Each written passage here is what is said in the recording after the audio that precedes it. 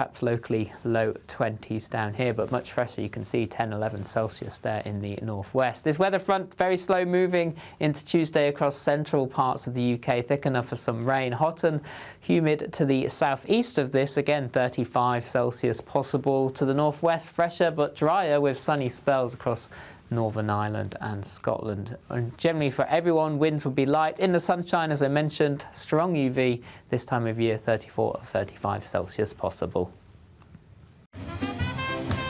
There will be a light breeze in the morning, leading to a warm front. Boxed heat pumps, sponsors of weather on GB News.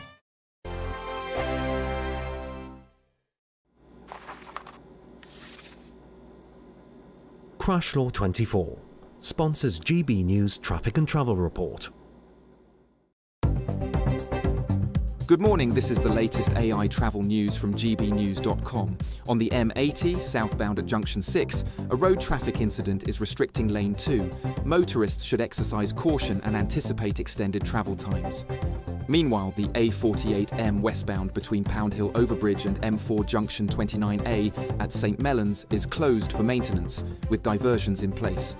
In Cambridgeshire, on the M11 southbound between junctions 14 and 12, drivers face a 40-minute delay. And on the trains, Avanti West Coast reports major disruption between Carlisle and Glasgow Central or Edinburgh and Milton Keynes Central and Watford Junction. For more travel news, go to gbnews.com. Crash Law 24 sponsors GB News Traffic and Travel Report. Good afternoon, Britain. Weekdays from midday. Where Anna Riley, our intrepid reporter, is doing the toughest job in television right now, which is enjoying the sunshine. Anna. Yes, Tom, it's definitely a tough gig for me today, I'll tell you. I'm on the Bridlington Fun Park ride here. This is the zero gravity ride. This fun park is, off we go. This fun park is right next to the sea. Oh, it goes quite quickly, I'll tell you. And people are out enjoying rides like this one. Off we go. It's a great boost for tourism, and we've been speaking to people here in Bridlington about what's so great about the sunshine. Let's have a listen. We're on holiday. We've been here since last Friday, so we can't complain. It's been beautiful, and we're here till Monday, so we're really looking forward to the hot weather. As you can see, the sunbird. It's lovely. It really is very nice. It's absolutely gorgeous. We deserve it, definitely. It's good. We like the warm weather. Yes, very nice. Loving it. Yes, like the warm enough. Weather. Yeah.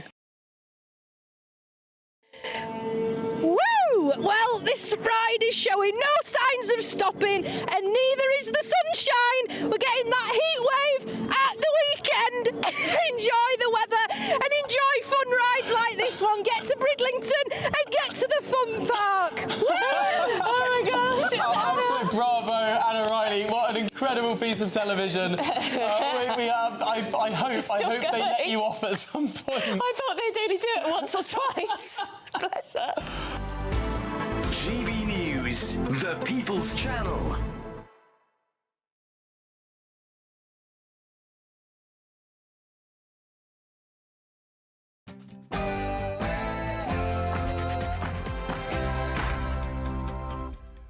Good morning, it is 9:30. It is Monday the 30th of June. We are live across the United Kingdom. This is Britain's Newsroom with Alex Armstrong and me, Nana Acquia. Disorder at the border. At least 200 small boat migrants have crossed the channel this morning as French police vow to take tougher action. Well, almost 600 arrived yesterday. We're in for a series of so-called red days, so expect the number to keep climbing dramatically by the end of this week. Welfare reforms unveiled. The government sets out its disability benefit concessions after 120 MPs threatened to rebel in tomorrow's crucial vote. But has he done enough to keep them on side? Free, free! Free, free! Alright, but have you heard this one, though? Death to the IDF! Death to the IDF!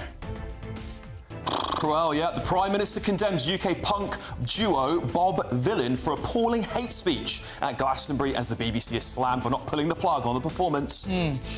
Now, should the state police your plate? Supermarkets are told to reduce shopping basket calories in an obesity crackdown. Come on.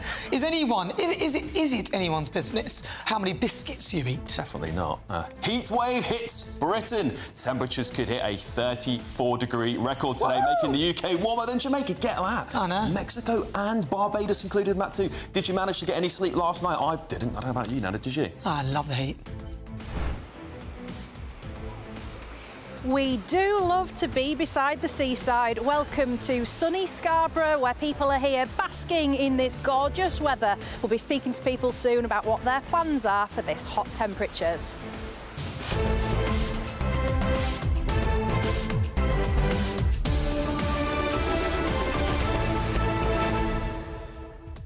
I don't know about you, but I was actually quite irritated watching that awful kneecap nonsense, or not kneecap, the other one, what are they? Bob Villain. I mean, why on earth the BBC didn't pull the plug? Why they didn't put on some of that cafe music? Or move to something else? There were, 4,000 performances across the weekend? Yeah. There must have been something that they were filming, and I wonder who was in charge of that. Apparently I hear it's a lady called Lorna Clark. Well, you know her, don't you? Well, I have worked at Kiss 100 many years ago, where she worked there, but that's totally unacceptable. But the whole thing was just like grown man children, wasn't it? Spoiled brats. Who wants to hear from them? And enchanting death to people. Well, if Lucy Connolly is in jail for a tweet, that ranks a lot higher. I think so too. So I don't know what the government are deliberating on, but there needs to be some fast action. Yeah, well, I mean, look, at the end of the day, it seems like the two-tier justice in Britain just carries on to the two-tier free speech, two-tier more things coming, trust me. Well, we shall see. We shall see. We'll watch that one. But if you want to send us your thoughts and comments, visit gbnews.com/your say. But first, here's your 60-second news update with Katie Bowen.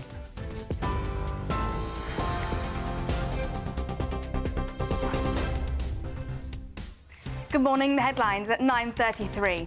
The government will reveal the changes it's made to welfare reforms today in the hope that the concessions will be enough to shore up support from MPs in a crunch vote tomorrow. Shadow Work and Pensions Minister Danny Kruger spoke to GB News.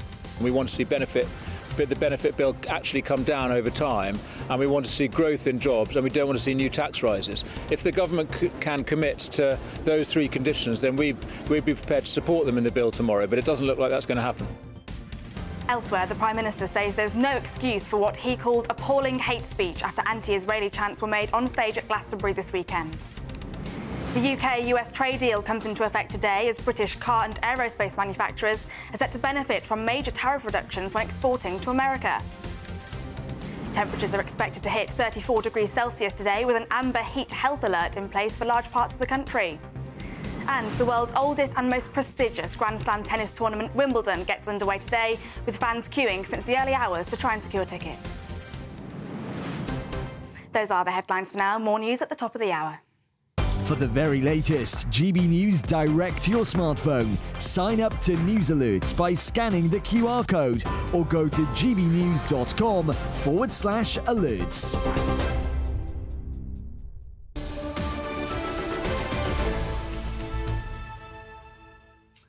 Good morning, 34 minutes after 9 o'clock. Hello and welcome to Britain's Newsroom. We're live across the United Kingdom on GB News with Alex Armstrong and me, Nana Acquia, in for... I'm not in for Bevan. I was about to eat that, but that's not right. I'm in all the time. You're in all the time. It's your show on a Friday, isn't it? I'm in for Andrew today. How about that? No, you're in for Ben Leo.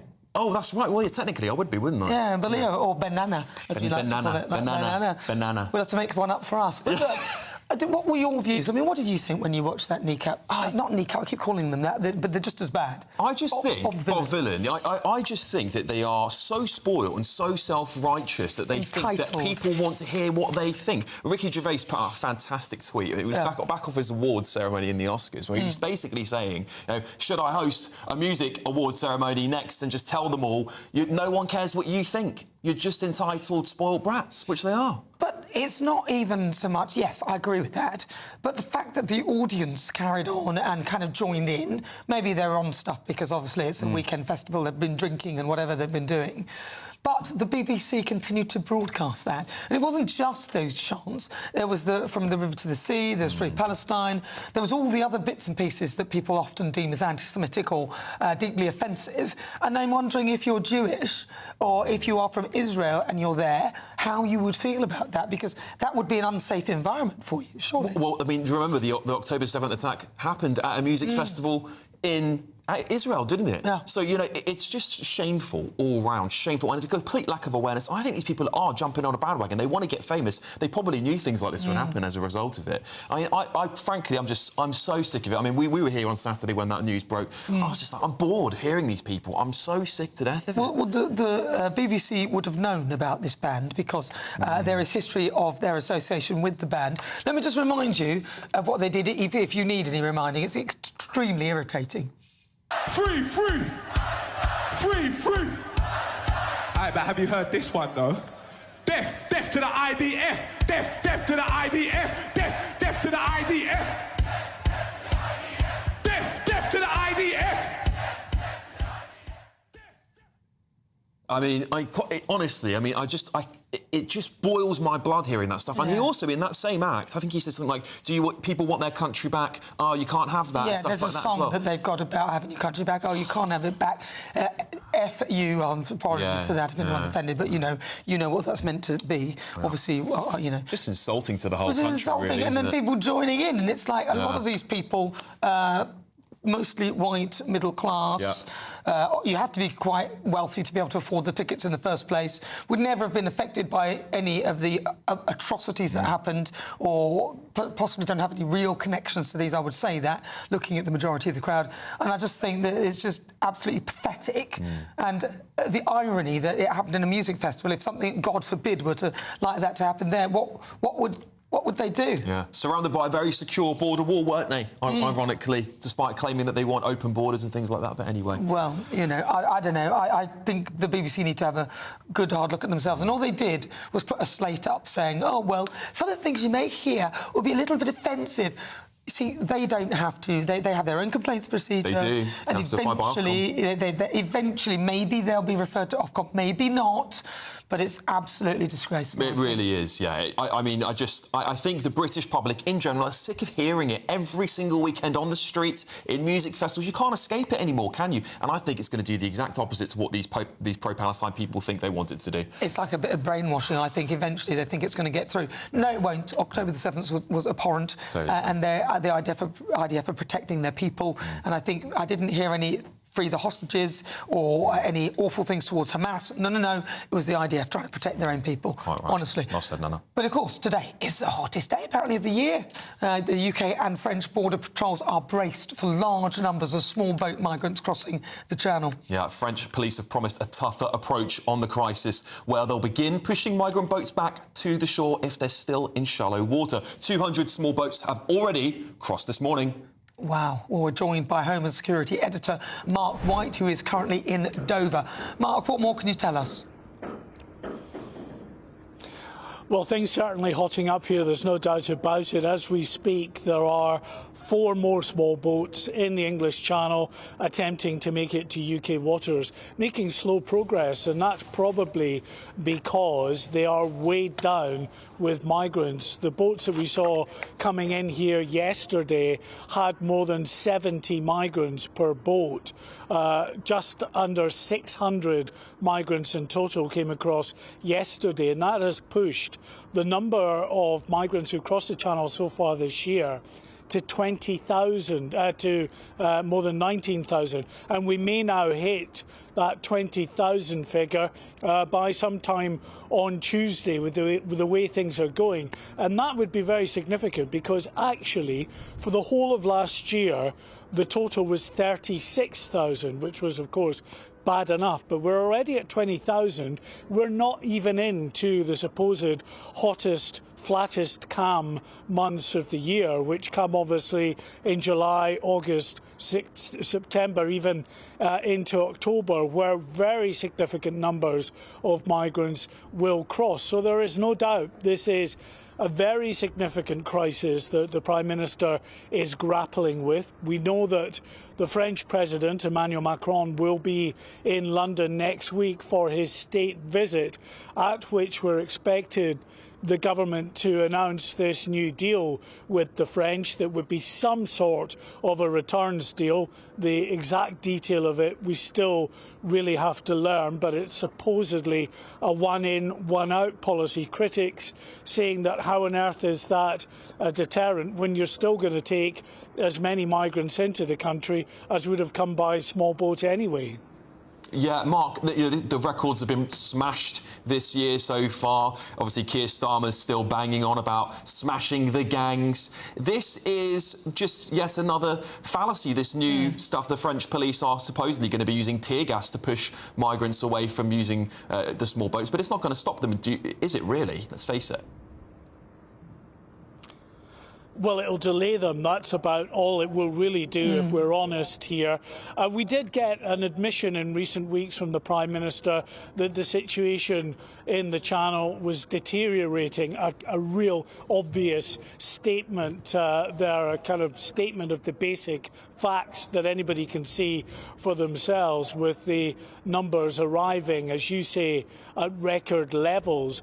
And yes, the French police have been getting a bit more robust over the last couple of weeks, firing tear gas and pepper spray in an effort to try to disperse the migrants. This pushback policy, by the way, of pushing small boats in shallow water back to shore, we don't even know if that will actually come to fruition. It's supposed to begin in a day or two's time next month.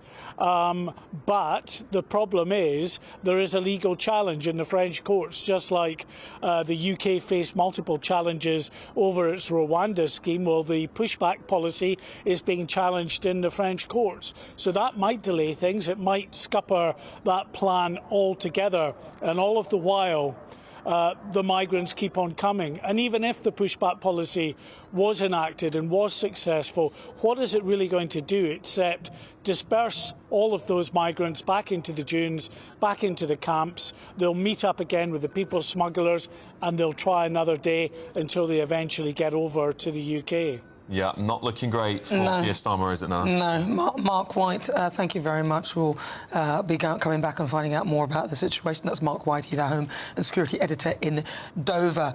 Well, the Prime Minister seems to be admitting quite a few things, isn't he? That he was too busy doing other stuff to focus on domestic policy, and that he didn't read or write his Island of Strangers speech. Yeah. Pretty much. Are you surprised? I'm not surprised. Shame. I'm not surprised. I mean, every time you see him, he's like this, isn't he? He's like that, reading from a script somewhere, and you just think to yourself, this is the man meant to be leading our country in one of the most difficult periods of our history, and how can anyone believe in his leadership when he's not even focused on British issues, clearly? Well, he doesn't even believe in it in himself, does he? Well, lots of you who've been getting in touch. Well, there's this one. This one is... Oh, this is from John. No. What's the other one I found? Let's talk about what we were speaking about earlier. Margaret said Lucy Connolly's appeal was rejected. Has Bob Villan been arrested yet? Would Keir Starmer like to explain? And if not, why not? Yeah, that's an interesting point that you're making, Margaret. I would agree with you as well. Jay says... Yes, I am another who has it all day. It's very true what you say. It just frustrates me that the agencies have no backbone. I don't know what that one's about. Actually, I've gone into a hole there. Tom here says, on the migrant crisis, he says, tow them back. We've been fighting the French for centuries. Let's have another bundle. Yeah, could you imagine that? Is it the 100 Years' War again with Britain and France? You know, look, I just don't believe this one-in, one-out policy that Keir Starmer was putting he's literally putting all of his energy into this, even though the other EU countries are basically saying, oh, we didn't know about this. This isn't workable, and you've got to agree it with us as well. Everything the Prime Minister does on this crisis clearly hasn't been planned. He's just dithering and botching his way to the next thing, which he's going to have to backtrack on. He never thinks anything through by the sound of it, or even knows about it.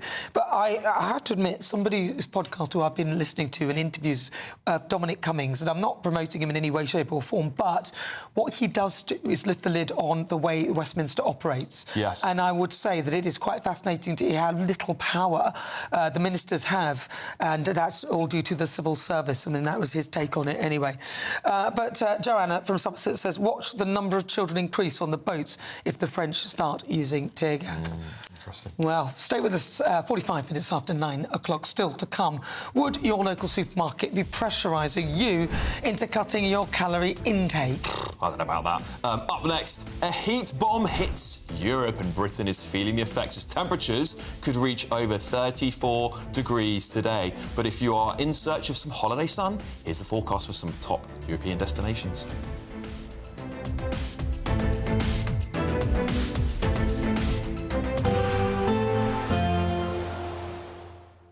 Can't wait to get in that sea. Lovely and warm. Just like the feeling of having great travel insurance. All Clear Travel Insurance sponsors GB News Travel Destinations forecast.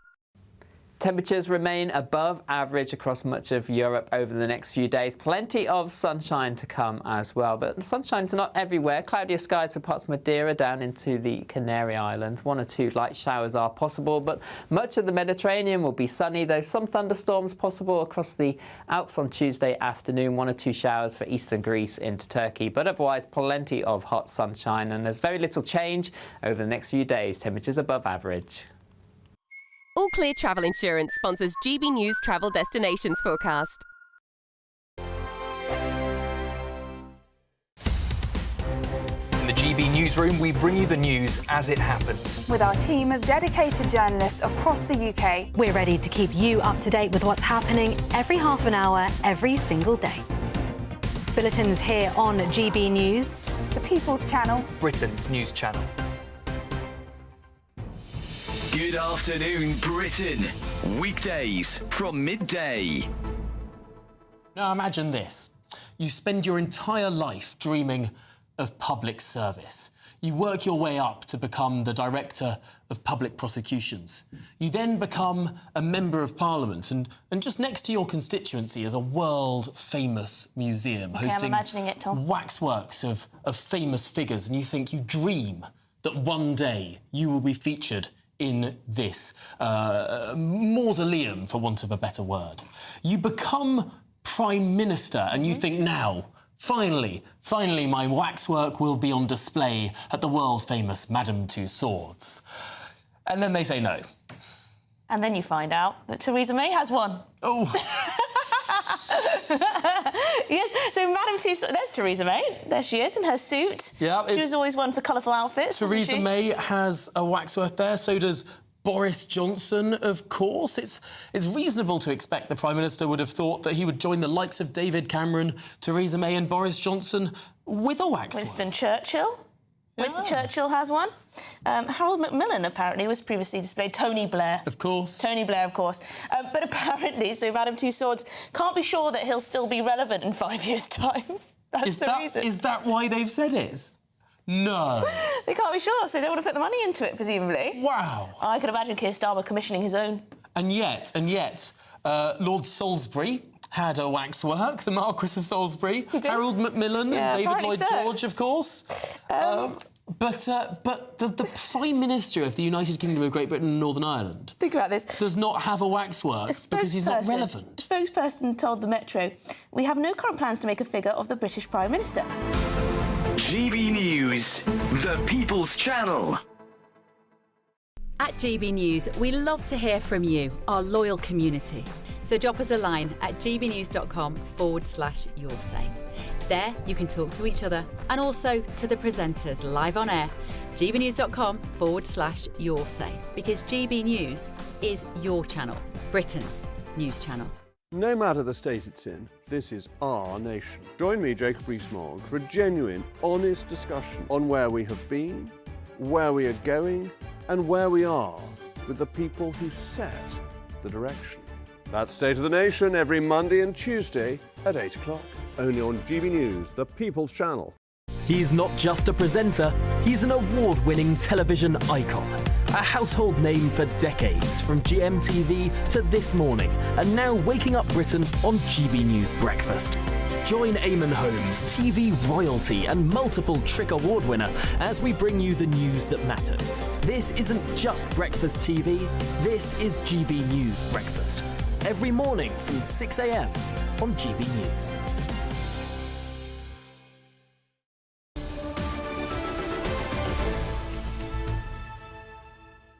Welcome back. It's just gone 10 to 10. This is Britain's Newsroom on GB News. Now, are you looking for some hot stuff? Well, then look no further. Today is set to be one of the hottest June days on record, with highs of 34 degrees expected. Yeah, much of England will enter a fourth day of a heatwave today, forecast to be hotter than holiday spots in Barbados and Jamaica. GB News' reporter Anna Riley joins us now from Scarborough, though. Anna, what's the weather like where you are? Oh, she's on the beach. I love it. What a go on, Anna? Keeping yourself cool there, Anna? It's gorgeous and sunny here in Scarborough. Who needs Barbados? Who needs Jamaica when you've got the great British seaside? Scarborough is one of the oldest tourist destinations for being at the beach, and you can just see why. It maintains its charm, its Victorian charm. And it's not 10 o'clock yet, it's around 21 degrees at the moment, but people are out enjoying the weather already. We can see people swimming, lots of people sunbathing. And of course, you've got plenty of activities here to do as well. You've got the arcades, you've got the rides, and you've got the delicious food. We can see the donut and tea kiosk in the corner. Of course, you've got your ice creams, you've got your fish and chips. And up there at the top as well, we can see the castle. And further into the distance, we've got the lighthouse and the marina area. Just look at how gorgeous that sea is as well. It's mesmerising, absolutely beautiful. And we're here today as the UK could see one of the hottest June days on record, with temperatures reaching a scorching 34 degrees. Now, it was back in 1960 that UK temperatures in June surpassed 34 degrees in only 3 years, with the hottest being 35.6 degrees, recorded on, to be precise, the 28th of June 1976. So could it get hotter than that? Well, it'll be the fourth day of a heatwave for much of England, which, as we've said, is forecast to be hotter than holiday spots in Barbados, Jamaica and Mexico.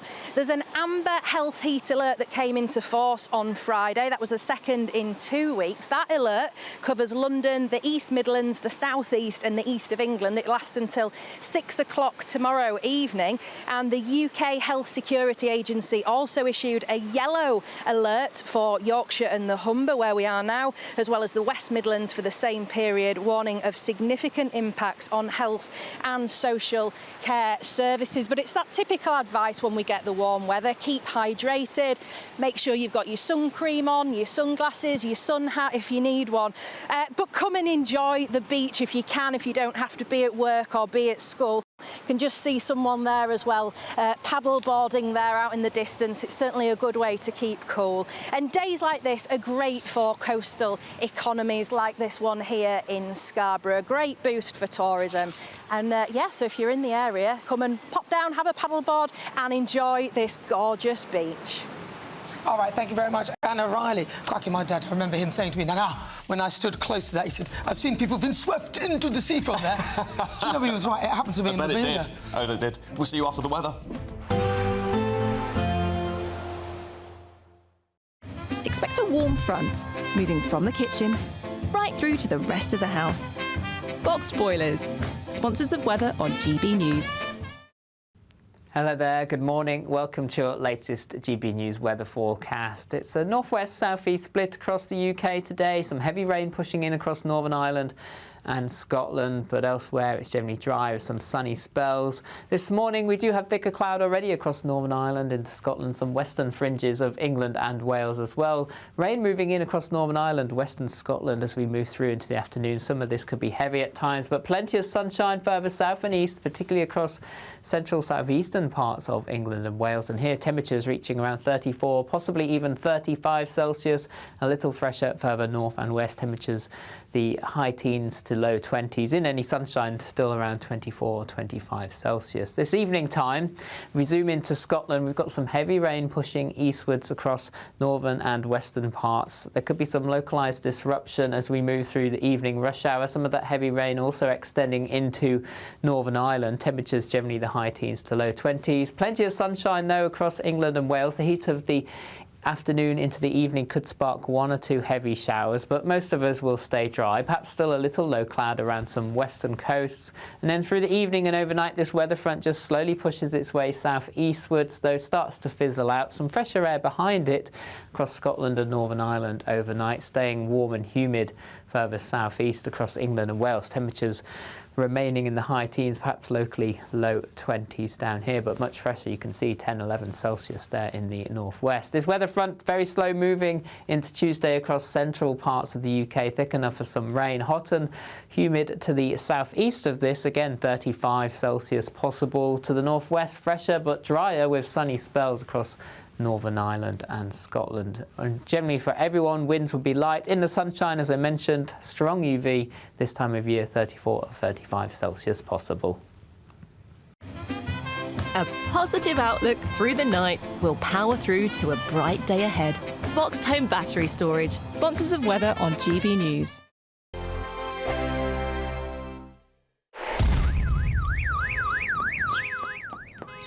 Crash Law 24 sponsors GB News Traffic and Travel Report.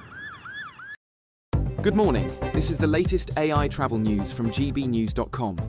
On the A9 northbound at Inveralmond, a road traffic collision causes significant disruption. Caution is advised as delays are expected. The A48M westbound from Pound Hill Overbridge to the M4 at junction 29, A St Mellons is closed due to planned maintenance with diversions in place. In Kirklees, the M62 westbound entry slip at junction 24 is completely closed because of a vehicle fire. And on the trains, Avanti West Coast reports major disruption between Carlisle and Glasgow, central Edinburgh. Cross Country is experiencing significant delays between York and Darlington. For more travel news, go to gbnews.com. Crash Law 24 sponsors GB News Traffic and Travel Report. Imagine having an extra £1,000 to spend each week for an entire year. £54,321 in tax-free cash could be yours. Cash to spend however you like. £54,321 in cash could be landing in your bank account this year. For another chance to win £54,321 cash, text cash to 63225. One entry costs £2.50 plus one standard network rate message. Or text bonus to 63225. 5 entries cost £5 plus one standard network rate message. Go to gbnews.com/win. Entries start at £2.50. Call 0903 686 3232. Calls cost £2.50 plus your network access charge. Or post your name and number to GB14 PO Box 8690 Derby DE1 9TT. UK only. Entrance must be 18 or over. Lines close at 4 p.m. on the 1st of August. Please check the closing time if listening or watching on demand. From the school run to the home run, watch a new show for all of Britain. He can say whatever he wants. A straight talking show where all voices are heard. And, when are we going to stop talking about smashing the gangs and actually do it? With the stories that matter from every part of our country. There's a bit of a crash landing there for your Chancellor. Bold, fearless and standing up for you. That's me, Martin Daubney, 3 p.m. till 6 p.m, weekdays, here only on GB News. The People's Channel, Britain's news channel. Westminster's full of talk, but out here, it's the real world. Am I allowed to talk now? No, that's it. This is where it matters, real people and real lives. That's what politics is all about. In fact, has Trump made a good start? No. Straight answers, no spin, and just a couple of pints. How many fingers have I ever got up? About 10. So join me for Lee Anderson's Real World every Friday at 7 p.m, only on GB News. The People's Channel, Britain's news channel.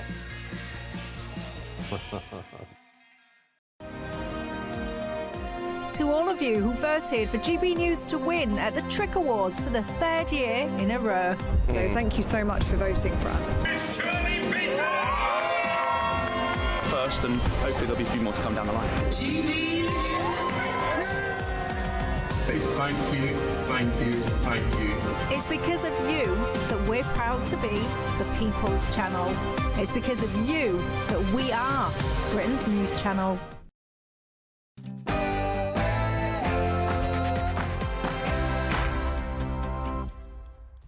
It is almost 10 a.m. on Monday the 30th of June, live across the United Kingdom. This is Britain's Newsroom with me, Alex Armstrong, and Nana Akua, of course. Good morning to you.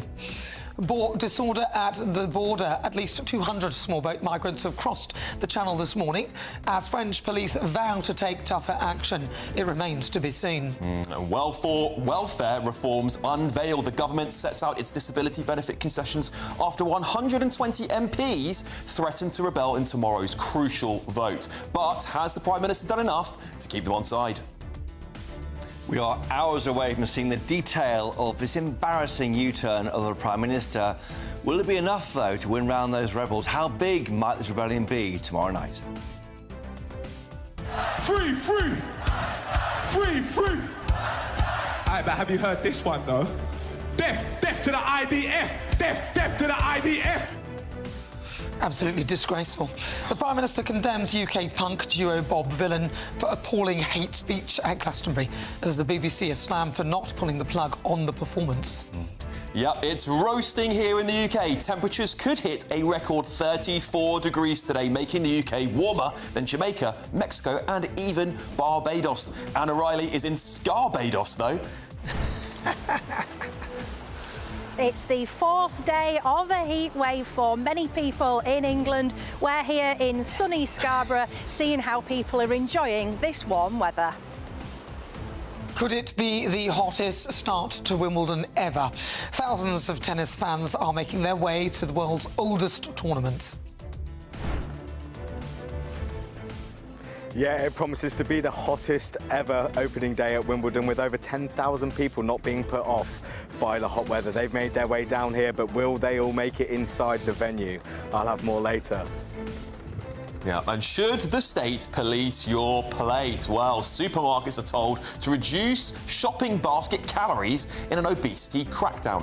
More nanny state or welcome intervention.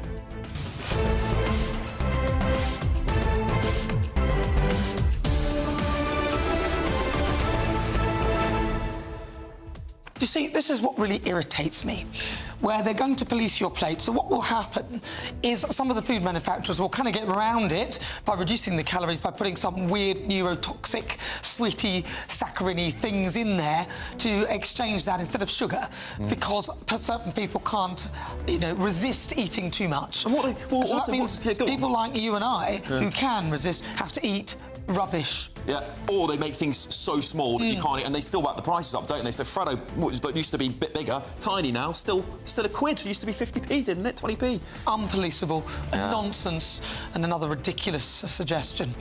Well, we'd love to hear what you think. Send us your comments. Post them at gbnews.com/your say. But first, let's get your latest news with Katie Bowen.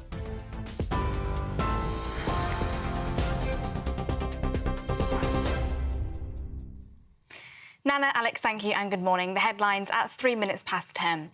The government will reveal the changes it's made to welfare reforms today in the hope that the concessions will be enough to shore up support from MPs in a crunch vote tomorrow. Work and Pension Secretary Liz Kendall said that the bill aims to deliver a fairer, more compassionate system, with the original reform set to restrict the eligibility for personal independence payment and cut the health-related element of universal credit. The government's concessions come ahead of the legislation's second reading tomorrow, after 126 Labour backbenchers signed an amendment that would have halted the bill. Shadow Work and Pensions Minister Danny Kruger spoke to GB News earlier. Well, we want to see real benefits reform. We are spending way too much, particularly on health and disability benefits. The last government was successful in reducing unemployment benefit claims by getting people into work, but we've got, especially since COVID, millions of people languishing forever, for life, on long-term sickness benefits, and it's not good for them and it's unsustainable for the taxpayer. The problem with the government's reforms is, firstly, they weren't actually properly reforming the system, and they're destroying jobs, of course, as well, so it's very hard to get people into work when you're taking away the jobs they can go to. And now, because they've caved into their backbenchers, we're not really getting any meaningful cuts either, so this is a very weak bill we've got.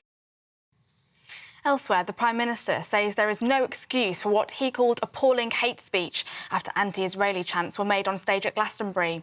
Police in Somerset are assessing the footage of rap punk duo Bob Vylan after they repeatedly shouted death to the IDF. Glastonbury says that the group crossed a line and that there's no place for anti-Semitism, hate speech or incitement to violence at the festival. The BBC issued an on-screen warning during the performance, but Sir Keir Starmer is demanding an explanation as to why the set was broadcast at all. At least 200 small boat migrants have crossed the English Channel so far this morning, on what's expected to be the hottest day of the year. Several so-called red days are expected over the next 10 days, allowing the people smugglers to launch more small boats towards the UK. A red day yesterday saw almost 600 migrants make the illegal crossing, with the arrivals taking the total number of Channel migrants so far this year to more than 19,000. That figure is 44% higher than the 13,272 who had crossed at the same points last year.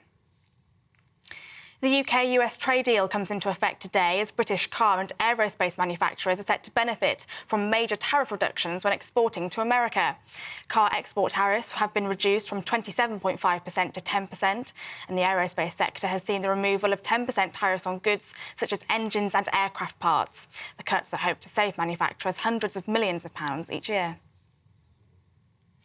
A gunman ambushed and shot dead 2 firefighters who were responding to a forest fire in northern Idaho last night. The Kootenai County Sheriff said that the sniper started the fire and then shot 2 firefighters who he'd lured to the scene dead. A third firefighter is in a stable condition following surgery. Temperatures are expected to hit 34 degrees Celsius today, with an amber heat health alert in place for large parts of the country. The UK Health Security Agency has issued the health warning for the East Midlands, the East of England, the South West, South East and London. Those in affected regions are warned of an increased risk to health for individuals aged over 65 or with those with pre-existing health conditions. Temperatures today could see parts of the South East hotter than Barbados. And the world's oldest and most prestigious Grand Slam tennis tournament, Wimbledon, gets underway today. This year's tournament will be the first in its history to have no line judges following the introduction of fully automated decisions. It's also set to be the hottest ever start to the tournament today with that heat wave, and fans have been queuing since the early hours of this morning. Those are the latest GBNews headlines. More from me in half an hour.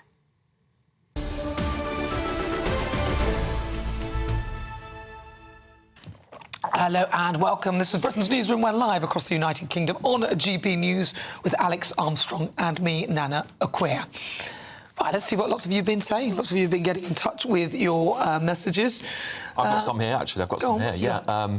Jimmy says, this is talking about that artificial stuff in the food. Jimmy's saying, yes, Nana, this is what they did with fizzy pop. Oh, I know. It all tastes nasty with that awful artificial sweetener. It's going to come to all your food. Next, Barry said on this nanny state stuff, he said, stop calling it nanny state. It is out and out communism, the state wanting control of the people. There you go, you have it there, don't you? Lisa says, love your dress, Nana. Thank you very much. It's a very, very old dress. Glad I can still fit in them. I use my clothes to work out whether I'm putting on weight. I've had this one for about 15 years. Just buy them slightly bigger, then you never have to I never do that. I buy them to fit me. I'm not going to do that. Yeah, but I had them for years. Thank you very much. Very sweet of you. Simon says, Alex and Nana, please stop giving oxygen to the terrorists at Glastonbury. Stop broadcasting the vile video as you're helping their evil spread. I don't agree with you, actually, Simon. I think we're highlighting how ridiculous that person is. It's also news, and the bottom line is people need to see how awful this is, and the BBC need to get a handle on it, and we want some action. Yep. If we let that disappear into the long grass, then it'll be brushed under the carpet, and the BBC will get on with whatever it is they do, as they always get away with it, and nothing will happen. So until the BBC and the politicians do something about that situation, I'm afraid I can't. No, I totally agree. This is what we're here for. This is what we're here for, to give you that alternative opinion and get something that isn't the BBC on air and give you something that actually is worth talking about, in my opinion. But there we go. And get something done. Right, let's move on. A crisis point for the Prime Minister, as around 50 MPs are still set to rebel against him, against tomorrow's welfare bill. Yeah, so Keir Starmer admitted in an interview that he lost control of the welfare revolt due to his focus on foreign affairs. I mean, who admits that? Oh, what is he doing? Terrible. This comes as the a polling guru says that this was the worst start of any newly elected Prime Minister ever. Yeah, of course, we're joined by our political editor, Chris Hope. Chris, welcome in.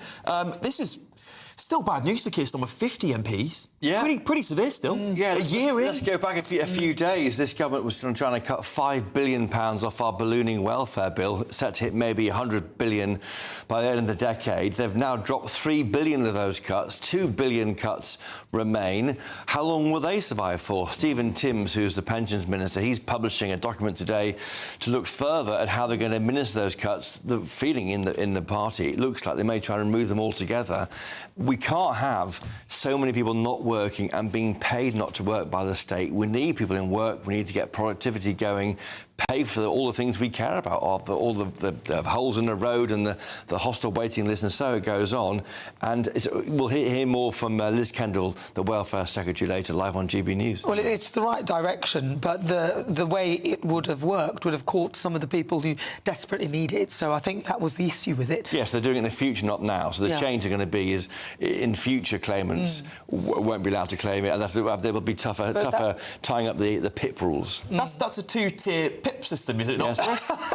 But often there is. I mean, often in government services, there often is that. I mean, for example, when they removed child benefit back in the day, when I was a young father, I mean, I think that if you child was born after a certain date, you lost or didn't lose it. So often happens. Yeah, sure thing. But this admission of his that he was too busy jaunting around somewhere else in another country, I don't think that's good form. No surprise, though. He said, didn't he, to that podcast done by a rival network, that he prefers being in Davos to Parliament. I think it's January 2023. And he is good on the world stage. I'm lucky enough to travel with him for GB News. He does do well. He gets on with Donald Trump. Now, few world leaders can say that. And maybe it's because he's a proxy for the king, and we know how much Donald Trump likes the king and the monarchy. But even so, he's doing his bit there. He's got a deal agreed with the US. He has done hard yards, I think, on NATO spending. He's also got a trade deal with Canada, allowing to enter the Trans-Pacific Trade Partnership. And also, even small boats were discussed at the G7. His agenda is being pushed on a world stage. It's back at home. He's got problems.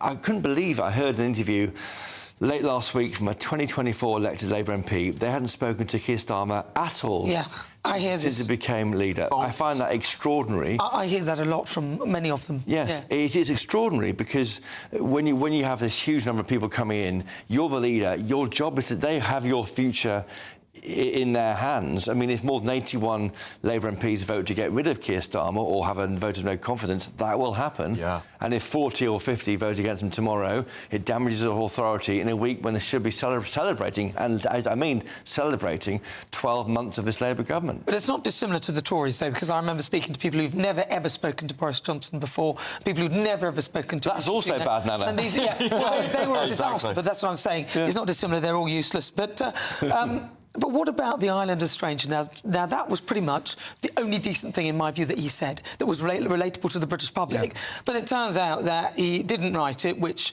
I write my monologues, I write my stuff. Me too. And he apparently didn't read it beforehand either. Well, I was in the audience for that speech in the number 9 briefing room at Downing Street when he gave it to us. And across the front row were, I think, Yvette Cooper, Rachel Reeves, the Chancellor. They all sat there nodding along. The idea of that was, and of course the language there was a famous line from Enoch Powell, Rivers of Blood speech, which is a live rail in British politics. You don't go near that speech or look like you support it if you don't want to really offend the left. I think he was trying to understand the concerns a lot of our viewers have about, people arriving, where they come from, who's checking on this, what's going on, and they feel there's a lack of control over their own environment. He was trying to talk to them, I think. He was trying to get the reform vote, I think. Well, he's trying to win the election. The battle of the election, and it started, Nana, is where reform is. Well, this is the point, isn't it? Because it's the admission that he hadn't read it, and the admission that his mind was elsewhere for this big welfare rebellion happening in his own party, of all the places. He doesn't... Yeah, he has a problem, I think, taking on too much, maybe, or there's too much thinking at the same time. I would say, though, that Monday happened after the weekend of those arson attacks on his family home in Islington, where, of course, I think his sister-in-law was living there. I mean, attack on his family. Well, that was all a bit weird. I mean, that's gone very quiet. I'm sorry, but... Well, I think we can't talk about Nana because it's a legal situation, but I think it's terrifying for his family. So you attack someone's family, that is going to have an impact on you at work. He didn't hold it up to the light, he says, the speech. He didn't interrogate the language. language, where's it coming from? But I think he is trying to go towards where people who vote Reform are. That is a battle I think we're seeing being played out. It's not good enough. It's not good enough at all. Christopher Hope there, thank you so much for joining us, was keeping us abreast on the latest developments of that one, I'm sure. Nana, are you a tennis fan? I love tennis. I was like Martina Navratilova. I was there back in the day with McEnroe, the ball is out. It was unlive. I was there before Cyclops, or what that eye thing is called. I was around just for the Tim Henman sort of years, and then, of course, Andy Murray, Serena. I just feel like tennis has never been as good as those years. Maybe I'm getting old. You're missing Jimmy... What's his name? Jimmy Connor, McEnroe. Those are the years, Ivan Lendl. Yeah, sure. Those years, then Boris Becker came in, and that was just sensational. My glory years aren't quite as glory then, are they, compared to yours, I guess? Yes, no, well, possibly not, but anyway. Anyway, tennis's biggest tournament, Wimbledon, of course, kicks off today with the likes of Emma Raducanu, Carlos Alcaraz, and Katie Bolter taking to the court. Well, we're now joined by GBNews' entertainment editor, Alex Davies, who is out there in Wimbledon. I'm just wondering how long it'll be until he takes that jacket off. The hat's off. The hat's off, Alex. What about the jacket, though? This is going to... Or is it if you got the sweat things that you don't... Alex, talk to me. We're getting dangerously close, Nana. I'm surprised any of it's still on, to be honest with you. I heard earlier that it's hotter than Barbados today, and it certainly feels like it. But the hot weather hasn't put off thousands and thousands of people making their way to the Wimbledon queue today. I spoke to a steward just before 10 o'clock, and he said that about 1,500 to 2,000 people had already made their way inside into the Wimbledon village. They'll then move on to the Wimbledon grounds, and if they're lucky enough, to the courts where they've got their respective tickets. But he still thought there was about 9,000 to 10,000 people still in this queue, just on the off chance that they might get tickets. Now, people have been queuing up all weekend. Obviously, it's not unusual for people to spend days upon end queuing here just to try and get their chance for a ticket. And I was lucky enough to speak to some of the first people in this queue earlier on today. Yeah, so we got here on Saturday morning at 7 a.m. to pitch our tents. 15 years. Doug's been doing it for 25 years. 25? But it's Dave's first time. There it is, yeah. How have you found it, Dave? Oh, I love it. I mean, got great neighbours that I slept with, but not intimately. It's the crowd that really makes it. Really friendly. That makes it fun. But it's like this every year. Helpful to everybody. Yeah, that's why we keep coming back. Yeah, kind of really lifelong good fun. friendships. Yeah, we've been friends for 15 years.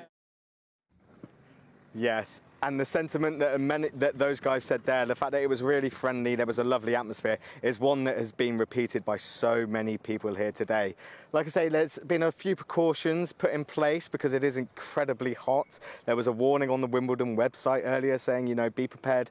Not all of the queue is under cover. You need your brollies, your sunscreen, your water. But like I say, people keep on coming in the hopes that they may be able to just sneak inside and get themselves a grounds ticket or a court ticket. Listen, Alex Davies, thank you very much. Next time we see you, probably no jacket. Get a nice tan, Alex. Yeah. All right, well, it's time for the Great British Giveaway. Now, your chance to win £54,321, our biggest cash prize to date. All of that is tax-free. Here is Hayley Sparks with all the details. This is your chance to enjoy luxury this summer. It's our biggest cash prize to date, an incredible £54,321 in tax-free cash has to be won. What would you do with that? With all of that cash, you could just chill out, treat yourself and indulge in the finer things in life, somewhere like here, Downhall Hotel and Spa. You really could win the cash giveaway of the summer. Go on, treat yourself. For another chance to win £54,321 cash, text cash to 63225. One entry costs £2.50 plus one standard network rate message. Or text bonus to 63225. 5 entries cost £5 plus one standard network rate message. Go to gbnews.com/win. Entries start at £2.50. Call 0903 686 3232. Calls cost £2.50 plus your network access charge. Or post your name and number to GB14 PO Box 8690 Derby DE1 9TT. UK only. Entrance must be 18 or over. Lines close at 4 p.m. on the 1st of August. Please check the closing time if listening or watching on demand. Good luck. Right, up next, find out why the media regulator warns that broadcasters must air the view that trans women are women. You're with Britain's Newsroom on GB News.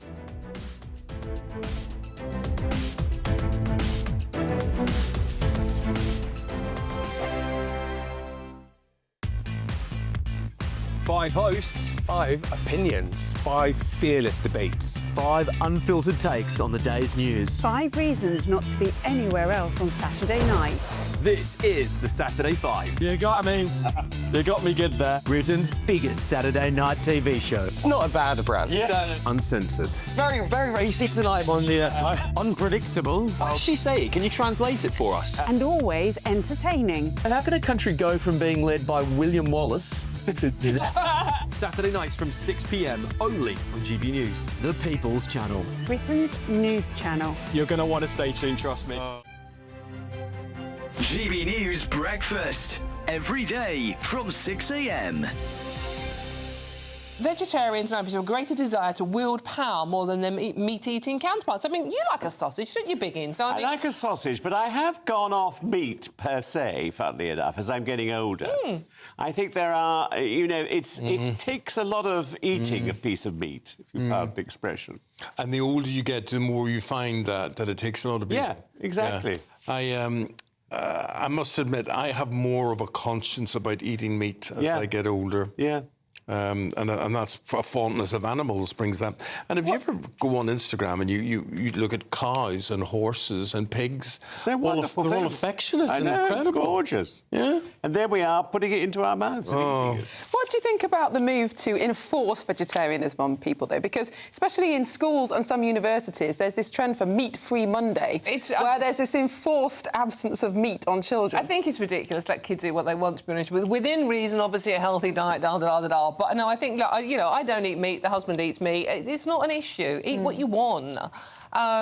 But I think the fact that they're trying to force this into schools, look, let kids experiment, give them a vegetarian option. Yes, let them all schools do that. Just options. It has just become political, and also there's a lot of misinformation out there. So I know children are often told that eating meat is terrible for the environment, but importing avocados thousands of miles is also terrible for the environment. But also, I mean, a lot of vegetarian meals, certainly processed vegetarian meals, have got a load of salt and fat and sugar in them, so they're actually worse for you than eating a lean piece of meat. I think the tide is turning now, because the new trend amongst young people, particularly young men, is protein.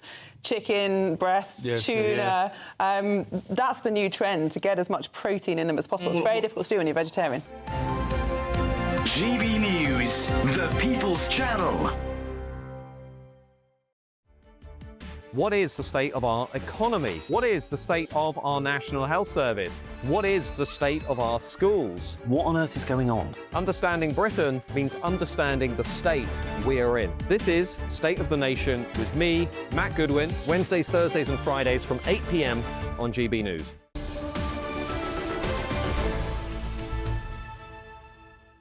It's just gone 10:22 a.m. This is Britain's Newsroom, of course, with me, Alex Armstrong, and Nana Okoya. We're also joined now by former Labour advisor Matthew Talbot and also political commentator Reem Ibrahim in the studio. Right, so look, we've got the papers.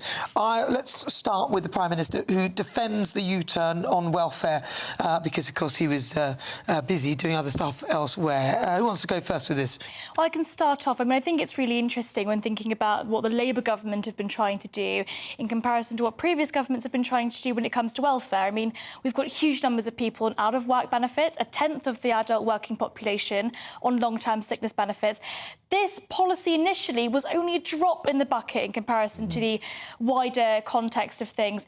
And so the fact that they can't even do that, I think, really does suggest that they don't really have a clear objective on how they're going to solve the huge welfare problems. Yeah, Matthew, this is just a crisis of leadership for Keir Starmer. It just keeps on snowballing and getting worse and worse. He's now admitted he didn't read his Island of Strangers speech. He's admitted he wasn't over one of his key manifesto bill pledges on welfare reform.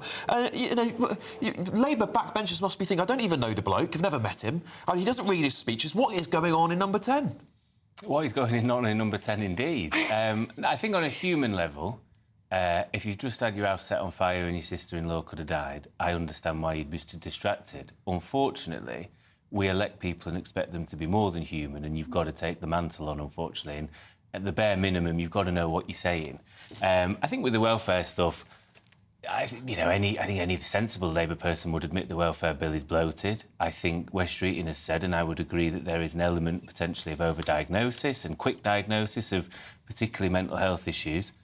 I just don't think PIP was probably the right one to go after. Why would you go after that? It's those are usually the most disabled people. And also, it's a benefit that you can also receive in work. It's not necessarily people that don't 20% are working. It's not an out-of-work benefit, is it? And I think the bigger question is either why are we so quick to potentially diagnose? I think we mollycoddle our young people a lot, and therefore people we don't normalise resilience enough. But the other thing is, why have you picked on the people who can't clothe themselves in the morning or can't cook or cut up food without assistance? That's totally the wrong way. I think that the amount that they were going to save, admittedly, is a drop in the ocean, in fairness, is the same amount that goes away fraudulently. It's about £5 billion a year that we lose to benefit fraud. I think they would have won a lot more of the public and potentially Labour MPs and opposition MPs if they went, we're investing in DWP workers, we're going after the fraud. Exactly. The bigger problem isn't actually fraud. I mean, of course, it does happen. You get benefit scroungers everywhere. But the real problem actually is people that are claiming mental health illnesses, saying they have anxiety and depression, and then they completely disappear from statistics. They're not in unemployment statistics. They're not in any statistics where you see actually these people completely disappear. And there are so many young people that are going from being students to then going straight into long-term sickness. The best thing for them is to get to work, because it doesn't help your mental health sitting around ruminating about your anxiety. So it makes it worse. It makes it worse. I want to move on to this Mail story, the Glastonbury backlash. People have been warned that failing to arrest the rapper over the appalling hate speech at Glastonbury Festival would be a clear example of two-tier justice. Who wants to go first? Matthew Talbot. I think they'd possibly struggle to get a case because... Why? Well, if you compare it, which many have, which I think is a bit like apples and pears, you compare it to something like Lucy Connolly. And, she pled guilty to incitement and all the rest of it. Lucy Connolly was herself. She tweeted it herself. She deleted it herself. Yeah. She pled guilty. I think this individual could probably hide behind, well, I play an act. I am a punk artist that, provokes, and therefore I push it a little bit. So what? I go under a pseudonym. Yeah, but hate speech is against the law. I don't discount so that's that. My point is, you're not allowed to do I think the CPS will look at it and go, can we get a case? Will There's very clearly a double standard here. Well, this is it, isn't it? It is a double standard because at the end of the day, whether they're an act or not, the public simply don't care. They want everybody to be treated equally. It's about the rule of law and it is about people being treated equally. I believe in freedom of expression, so I don't believe that Bob Villan should be arrested. I don't believe that Kneecap should be arrested for saying things like kill your MP. I do, however, worry about the fact that somebody like Lucy Connolly is getting 31 months. 31 months for one tweet. Why is it she is in prison for 31 months, but these guys aren't? Well, just breaking news, Ofcom are going to investigate the BBC. At last. At last. Okay. I can see people at home clapping and well done. Clapping and cheering, and then nothing happens, and they'll go, oh, well, no, not this time. But we'll see. We'll see. That's what, because somebody complained about the fact that we were playing that clip repeatedly, and I said we'll play it until something is done, and we want them to be investigating the BBC, so perhaps somebody from Ofcom was watching. But, so we were talking about the Glastonbury backlash. We're very pleased to announce that. So let's leave them with that, and shall we move on to this story that in the Telegraph about broadcasters must give airtime to claims that biological men are women when covering trans issues. That's what Ofcom is saying. It's interesting. So I think this was discussed last night, but it was the media regulator Ofcom warned GBNews in that letter, saying that that it could not treat controversy as settled. So things like climate change are often treated as settled. You don't have to have an opposing view. When it comes to the trans debate, whether or not trans women are women, they are saying that no, you actually have to have that balanced perspective, which I think is absolutely outrageous. I mean, it was interesting. The law is interpreted by the Supreme Court. They very clearly said women are women, and a trans woman does not count as a biological woman. That has very clearly been outlined by the Supreme Court in their interpretation. Groundbreaking interpretation. Finally, somebody knows what we are, Nana. I think what's interesting is that we've now said, look at the Ofcom regulator then saying, actually, no, this matter isn't settled. I think it does show potentially a level of bias. Yeah, Matthew, it's my feeling that these bureaucratic institutions are just infiltrated with left-wing thinking people, and that most people would go, this is so silly. If we've settled a debate like climate change, surely we can settle a debate after the Supreme Court have ruled and even the Prime Minister's managed to come to an opinion on it. Surely we can too. Many pragmatists like myself have that opinion. I believe trans people exist. I believe it is a small percentage of the country, and I think we should deal with anybody, empathetically and sympathetically. But I also believe in the rule of law, and therefore, when the Supreme Court judgment happened, I sort of thought, oh right, OK, well, that's sort of that for me in a sense. In Ofcom's defence, yes, I am going to go there. I believe this was a response to a letter GBNews sent themselves for clarification. This isn't sort of them striking down as such. But to me, it did feel settled. The only thing I can think of is, will laws do change? Do they consider this something that may change again in the future? I think they had said this was only on the Equality Act, this was only around bathrooms.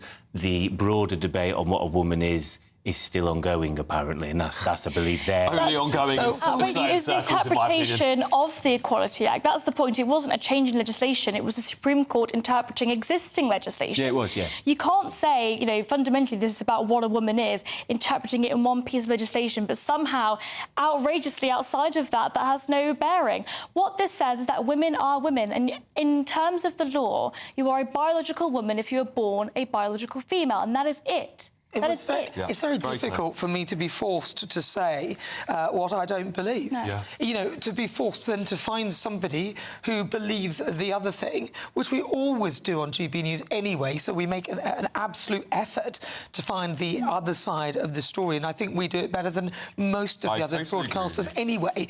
So I don't think, that they're telling us anything that we wouldn't normally do, but I believe, and I cannot change my view, that a biological woman is a biological woman, and a man can never be a woman, and a woman can never be a man.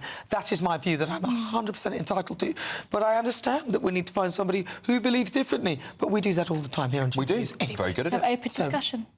But right now, I don't think they are here, though. So a spokesperson for Ofcom said, in line with the rights of broadcasters and audiences to freedom of expression, our rules allow broadcasters editorial freedom to choose how to cover issues in their programmes, subject to the Broadcasting Code.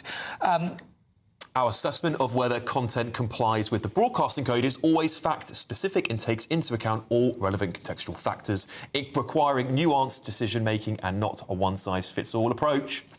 There we go. Thank you, Reem. Thank you, Matthew. It's been a pleasure having you here. And, up now, we've got Katie Bowen, the 60-second news, haven't we?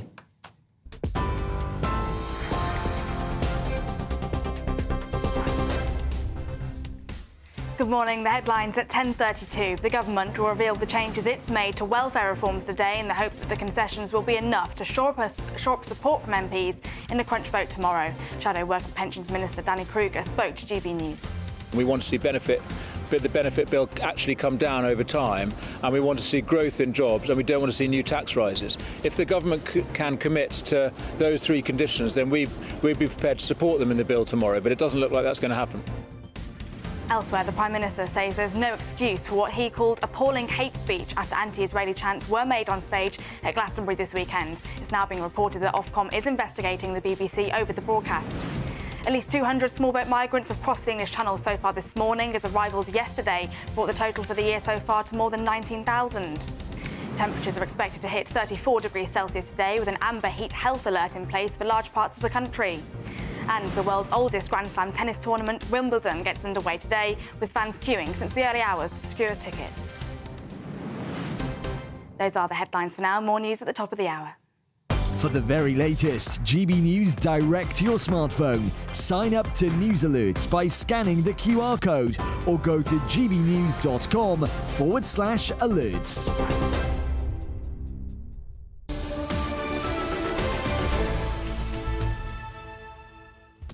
Good morning, 33 minutes after 10 o'clock. Up next, do you want your local supermarket telling you how to reduce the calories in your basket to help prevent Britain's bulging waistline? This is Britain's Newsroom on GB News.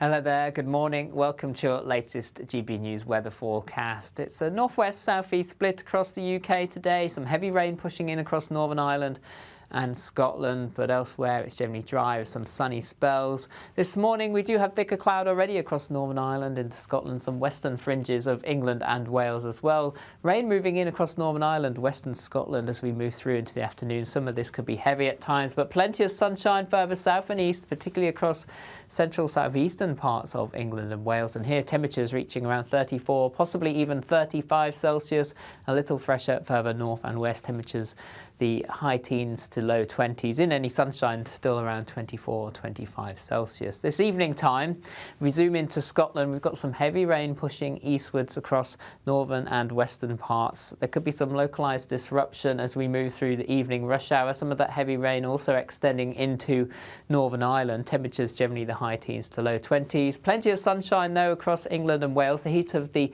afternoon into the evening could spark one or two heavy showers, but most of us will stay dry. Perhaps still a little low cloud around some western coasts. And then through the evening and overnight, this weather front just slowly pushes its way southeastwards, though starts to fizzle out. Some fresher air behind it across Scotland and Northern Ireland overnight, staying warm and humid further southeast across England and Wales. Temperatures remaining in the high teens, perhaps locally low 20s down here, but much fresher. You can see 10, 11 Celsius there in the northwest. This weather front very slow moving into Tuesday across central parts of the UK, thick enough for some rain. Hot and humid to the southeast of this, again 35 Celsius possible. To the northwest, fresher but drier with sunny spells across Northern Ireland and Scotland. And generally for everyone, winds would be light. In the sunshine, as I mentioned, strong UV this time of year, 34 or 35 Celsius possible.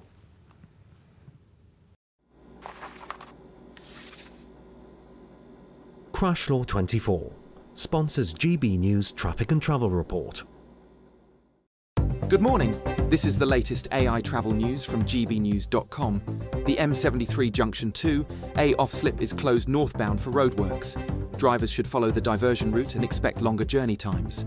In Milton Keynes, northbound M1 between junctions 13 and 14 has 3 lanes closed due to a vehicle fire, causing an hour's delay.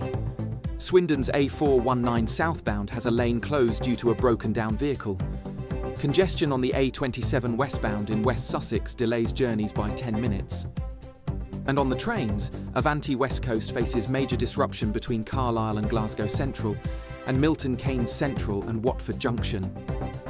For more travel news, go to gbnews.com. Crash Law 24 sponsors GB News Traffic and Travel Report.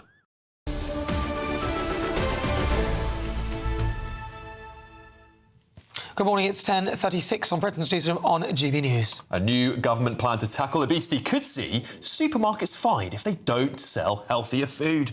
The policy introduces mandatory health targets for retailers, and now shops are being told to cut 100 calories from shoppers' baskets.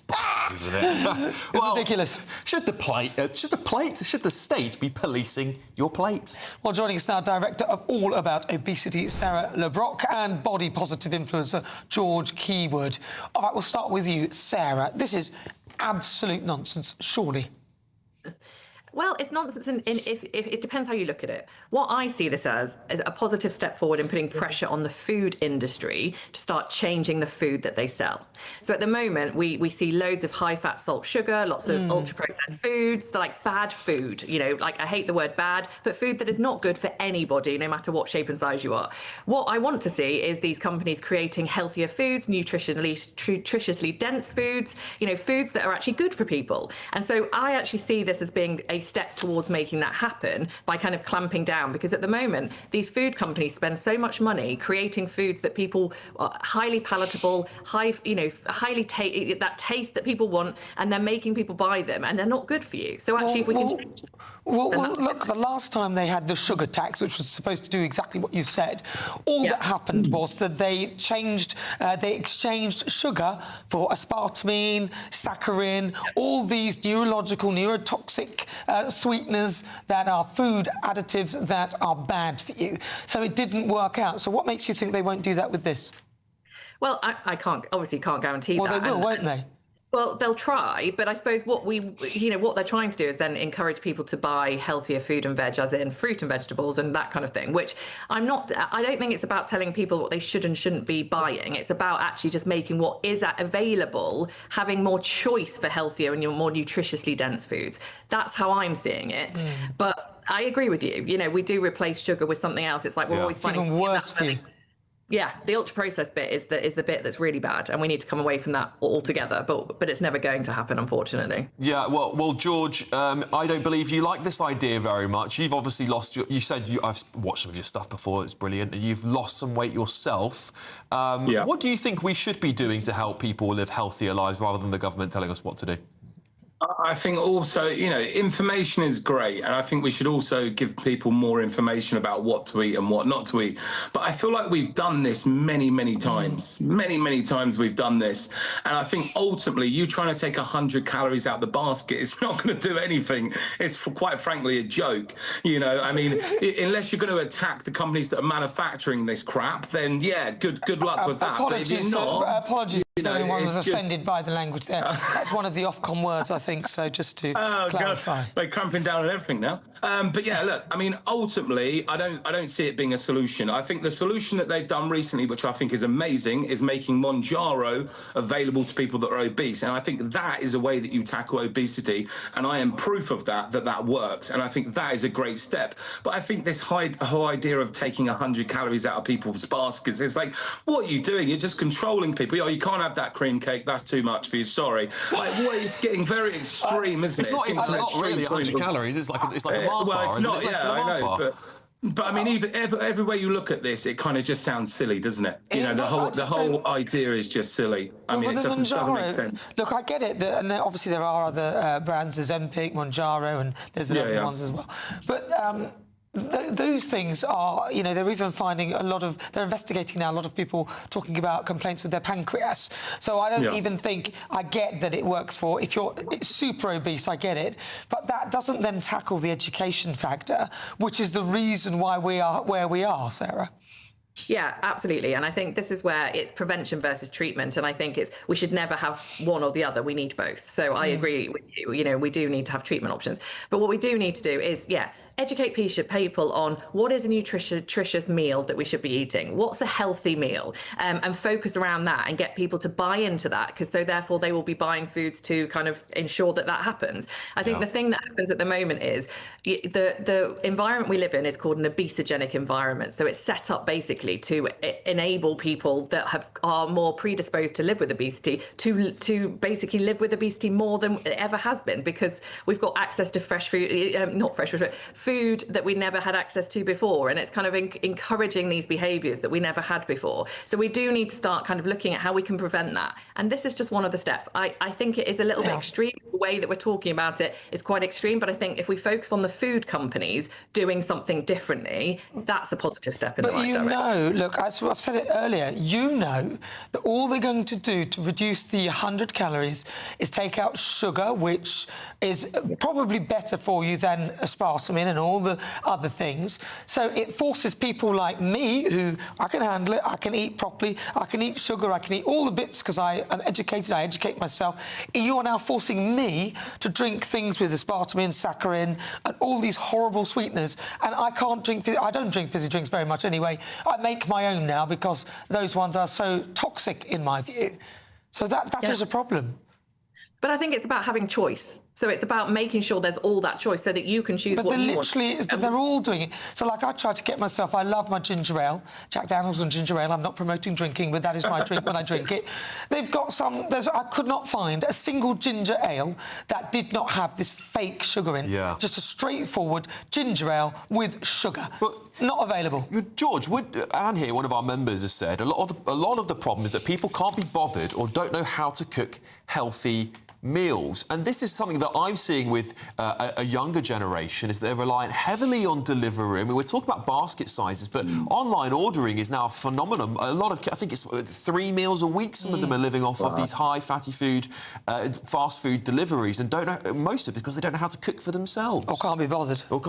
What do you make of that?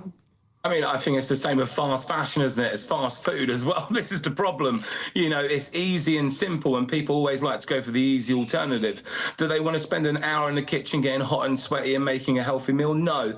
They want to go on their phone, have a little swipe, and wait 10 minutes for it to arrive and stuff their face. That's the problem, isn't it? It's having options, easier options, that people do this. I mean, you look at places like Uber Eats and Deliveroo, they've always got discounts and deals on there, encouraging people to eat more and get more for their money, which in turn is obviously making this a lot worse. I mean, this is a whole issue. You know, this isn't one specific thing. There is many different companies out there what are contributing to society being overweight and obese. And I think predominantly it's coming from, you know, places like Coca-Cola and, you know, all these big branded companies that are exploiting people. Well, to be fair, Coca-Cola are not here to defend themselves, and also they have all their zero brands with all that awful stuff in there, and yes. you cannot take a horse to water and make it drink. People are drinking it themselves. Where is the responsibility for the individuals? I hear this Uber Eats and all this, but it's not Uber Eats or Deliveroo's fault that you've got on there and couldn't be bothered to cook or don't know how to cook. There's plenty of information out there. There's no excuse at all, really. Is there, George? I mean, look, you're right. I will be honest with you. You are right. It is down to the people themselves making that choice to pick that food, but you've got to remember, if it's in their face, it's easier for them. It's temptation, isn't it? But you know, you see things, you want things. Well, exactly. They're over glamorizing it. You look at ads on the side of the street. The burger never looks the same as what it is when it comes to you, but it tempts you. It encourages you to want to eat it. You know, and I think this is the problem. There's companies trying to make a good amount of money, and in doing that, it's making a lot of people overweight and unhealthy. But I do understand that half of it comes from the person themselves in putting the food in their face and taking that food. But for me personally, Monjaro makes me feel sick looking at food. So I mean, there's lots of options. It's always going to be this back and forth, and we know this. You know, it's always been there. It always will be there. It's just about getting these companies to control what they're manufacturing, what they're making. Not their fault. Yeah, Sarah. So last word to you on this. Do you think the government, with this silly 100 calories thing, are just focusing on completely the wrong problems here? Surely it should be about education and actually solving the problems at the start of at least of being a teenager.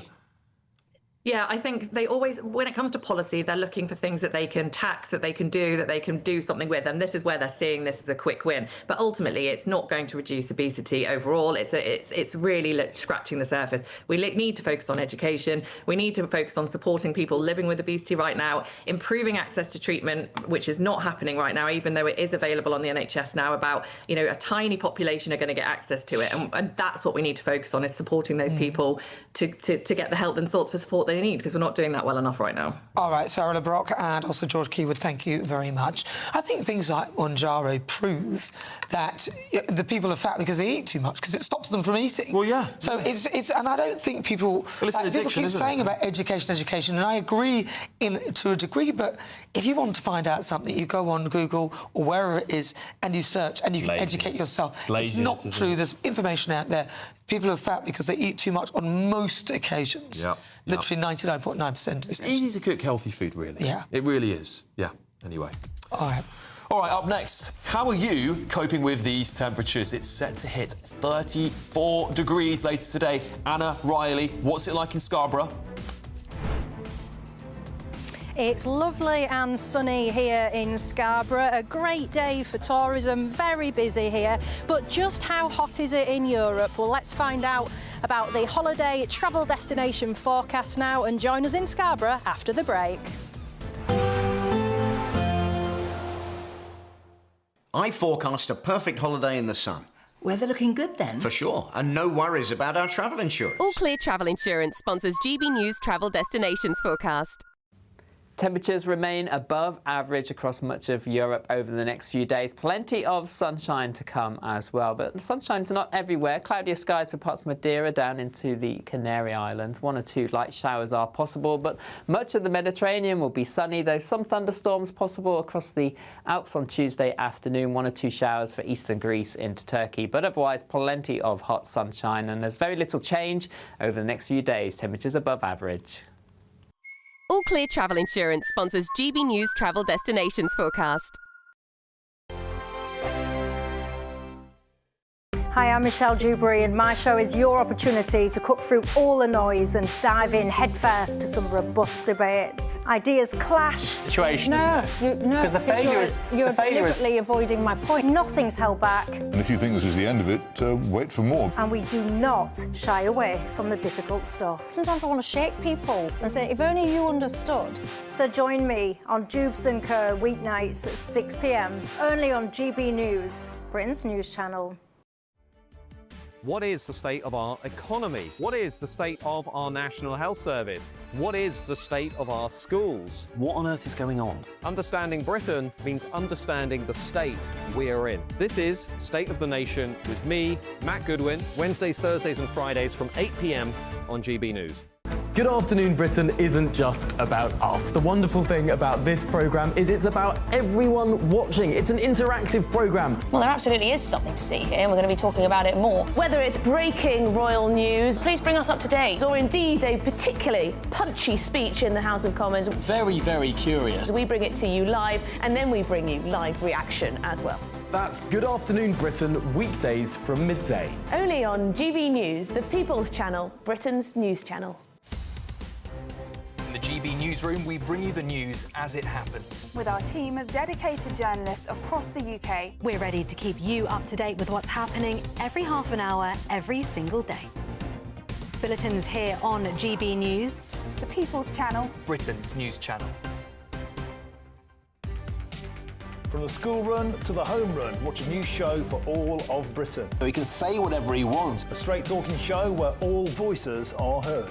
And, you know, when are we going to stop talking about smashing the gangs and actually do it? With the stories that matter from every part of our country. There's a bit of a crash landing there for your Chancellor. Bold, fearless and standing up for you. That's me, Martin Daubney, 3 p.m. till 6 p.m, weekdays, here only on GB News. The People's Channel, Britain's news channel. At GB News, we love to hear from you, our loyal community. So drop us a line at gbnews.com/yoursay. There you can talk to each other and also to the presenters live on air. gbnews.com/yoursay, because GB News is your channel, Britain's news channel. It's Patrick Christie's Tonight, and here we do things differently. It's explaining the absolute madness of this, doesn't it? It's explosive. I mean, this is very good. It's lively. 850. Your government sat there, Sean, and he did nothing. It's controversial. And the Middle East has been in turmoil since before I was born. It's everything you need to kickstart your evening. Everyone's had their Weetabix tonight. I love to see it. That's Patrick Christie's Tonight, weeknights from 9 p.m. Only on GB News, the People's Channel, Britain's news channel.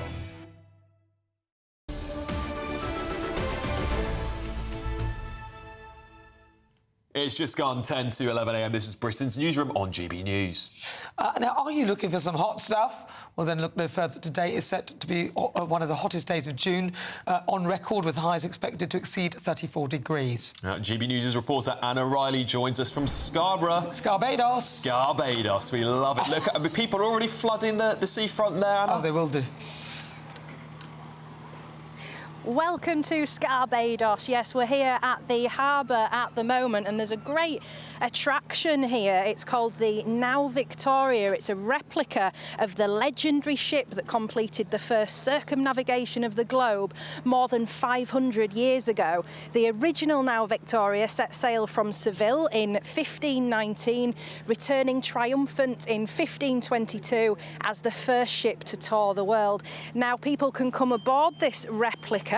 It's docked here at Scarborough Harbour until Sunday as part of the European tour of the ship. It's already welcomed more than 6 million visitors at ports across Europe and America, so certainly a huge draw for tourism, and it's going to be even busier as these temperatures hot up. We know today that the UK could see one of the hottest June days on record, with temperatures reaching a scorching 34 degrees. It hasn't quite got there here in Scarborough. We're still at around 21 degrees, but we'll just see how hot it does get. We've got reports that it's hotter here in the UK than the likes of Barbados, Mexico and Jamaica, so certainly going to be a scorcher, and we'll be here in Scarborough throughout the day speaking to people about how they're coping with this hot weather, but also how they're enjoying this glorious sunshine. Oh, lovely, Anna Riley. Thank you so much. Do you know, there's been a lot of conversation about the food here. There has. Lots of people. Like Sarah said, I trained as a nursery nurse and spent time working in primary schools. They had cooking facilities for children. We had great fun making little treats. OK, they were sugar-rich, but being in the 1970s, no one really worried. But they learnt hands-on. That's how it should be, shouldn't it? Exactly. Just learn to cook for yourself, guys. Yeah, teach your kids. Teach your kids how to cook. Listen, we're off to Dover as the small boats are flooding in across the Channel. I wonder if the French authorities are trying to stop them. You're with Britain's Newsroom on GB News.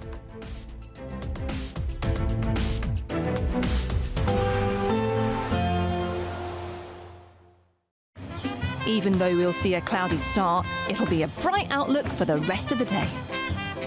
Boxed Solar, sponsors of weather on GB News. Hello, I'm here with your GB News weather update from the Met Office. Now, it is going to be very hot and sunny across central and southeastern parts, but towards the northwest, there's a bit of rain around today. That's because we have a frontal system lingering here, and I am expecting that rain to pep up a bit, to become a bit heavier as we go later on. Away from this rain in the northwest, a few showers could develop across parts of the Midlands, northern England maybe, and these could be a little bit thundery, but the big talking point today is how hot it's going to get. Lots of sunshine on offer for much of England and Wales, and with that sunshine then temperatures rising.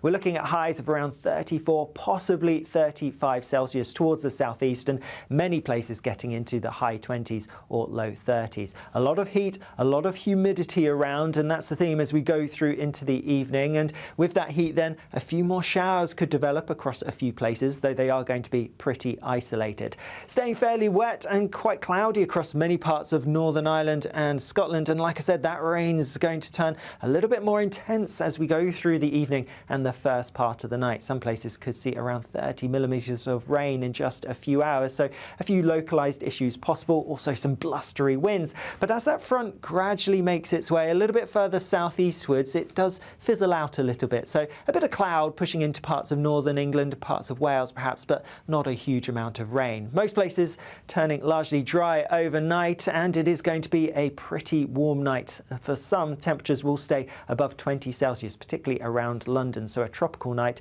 is going to be a bit uncomfortable for sleeping. And then tomorrow looks like a fine day for many, but a bit more rain is going to pep up as we go through into the afternoon across some parts of Scotland, northern England, maybe North Wales as well. Could turn a little bit heavy at times. Elsewhere, a bit more sunshine on offer, and in the southeast, it's likely to be even hotter than today. Expect a warm front, moving from the kitchen right through to the rest of the house. Boxed Boilers, sponsors of weather on GB News. £54,321 cash could be yours. Cash that you could spend however you like. It's like having an extra £1,000 each week for a whole year to play with. Someone is guaranteed to win this amazing amount of cash, so make sure that someone could be you. For another chance to win £54,321 cash, text cash to 63225. One entry costs £2.50 plus one standard network rate message, or text bonus to 63225. 5 entries cost £5 plus one standard network rate message. Go to gbnews.com/win. Entries start at £2.50. Call 0903 686 3232. Calls cost £2.50 plus your network access charge. Or post your name and number to GB14 PO Box 8690 Derby DE1 9TT. UK only. Entrance must be 18 or over. Lines close at 4 p.m. on the 1st of August. Please check the closing time if listening or watching on demand. Hi, I'm Michelle Dewberry, and my show is your opportunity to cut through all the noise and dive in headfirst to some robust debates. Ideas clash. Situation, because the failure is You're deliberately avoiding my point. Nothing's held back. And if you think this is the end of it, wait for more. And we do not shy away from the difficult stuff. Sometimes I want to shake people and say, if only you understood. So join me on Jubes & Co. weeknights at 6 p.m. only on GB News, Britain's news channel. Good Afternoon Britain isn't just about us. The wonderful thing about this programme is it's about everyone watching. It's an interactive programme. Well, there absolutely is something to see here, and we're going to be talking about it more. Whether it's breaking royal news, please bring us up to date, or indeed a particularly punchy speech in the House of Commons. Very, very curious. We bring it to you live, and then we bring you live reaction as well. That's Good Afternoon Britain, weekdays from midday. Only on GB News, the People's Channel, Britain's news channel.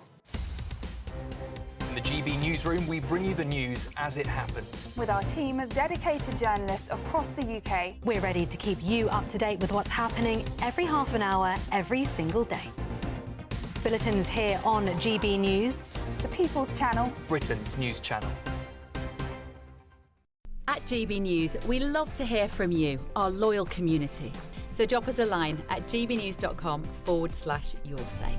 There you can talk to each other and also to the presenters live on air. gbnews.com/yoursay, because GB News is your channel, Britain's news channel. No matter the state it's in, this is our nation. Join me, Jacob Rees-Mogg, for a genuine, honest discussion on where we have been, where we are going, and where we are with the people who set the direction. That's State of the Nation every Monday and Tuesday at 8 o'clock, only on GB News, the People's Channel. To all of you who voted for GB News to win at the Trick Awards for the 3rd year in a row. So thank you so much for voting for us. First, and hopefully there'll be a few more to come down the line. Thank you, thank you, thank you. It's because of you that we're proud to be the People's Channel. It's because of you that we are Britain's news channel.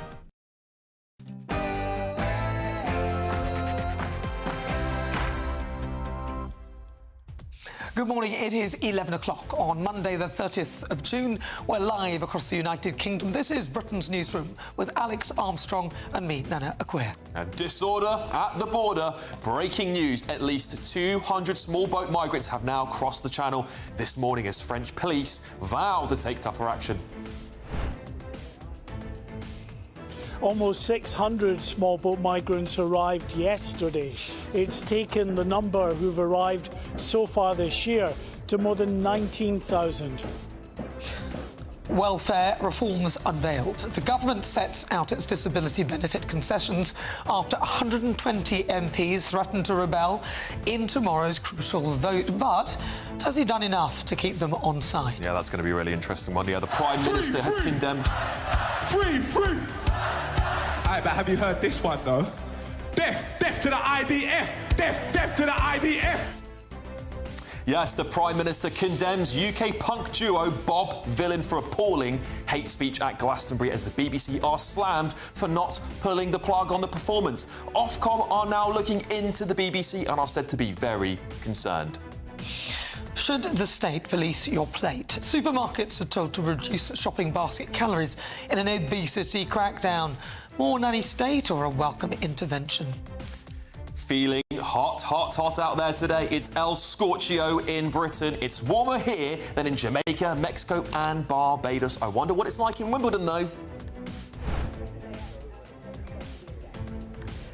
Yes, the scorching temperatures have made their way down to Wimbledon, forcing the tennis bosses to officially put out a warning not to travel. I'll have all the latest from the Wimbledon queue later in the show.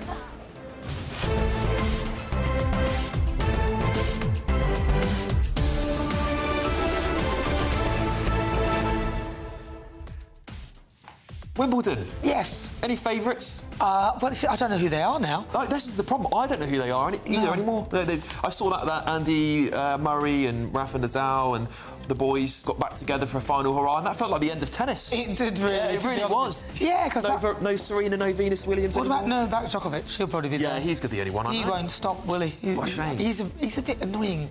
I find him quite. I like him. I quite like him. He's outspoken, isn't he? I don't really like him. I don't know him. But I don't know him, to be honest with you. But you know what I mean. I don't know him. Well, I wonder if those protests are going to kick off. Either. Well, yeah, he'd be one for those protests that might kick off, those pro-Palestine protesters. Apparently, they might be there at Wimbledon. So I wonder if Alex Davies might see them as well. Listen, anyway, great day for tennis. It is. Lovely hot weather. But as ever, we'd love to get your thoughts. Send us your comments at gbnews.com/yoursay. But first, let's get your latest news with Katie Bowen.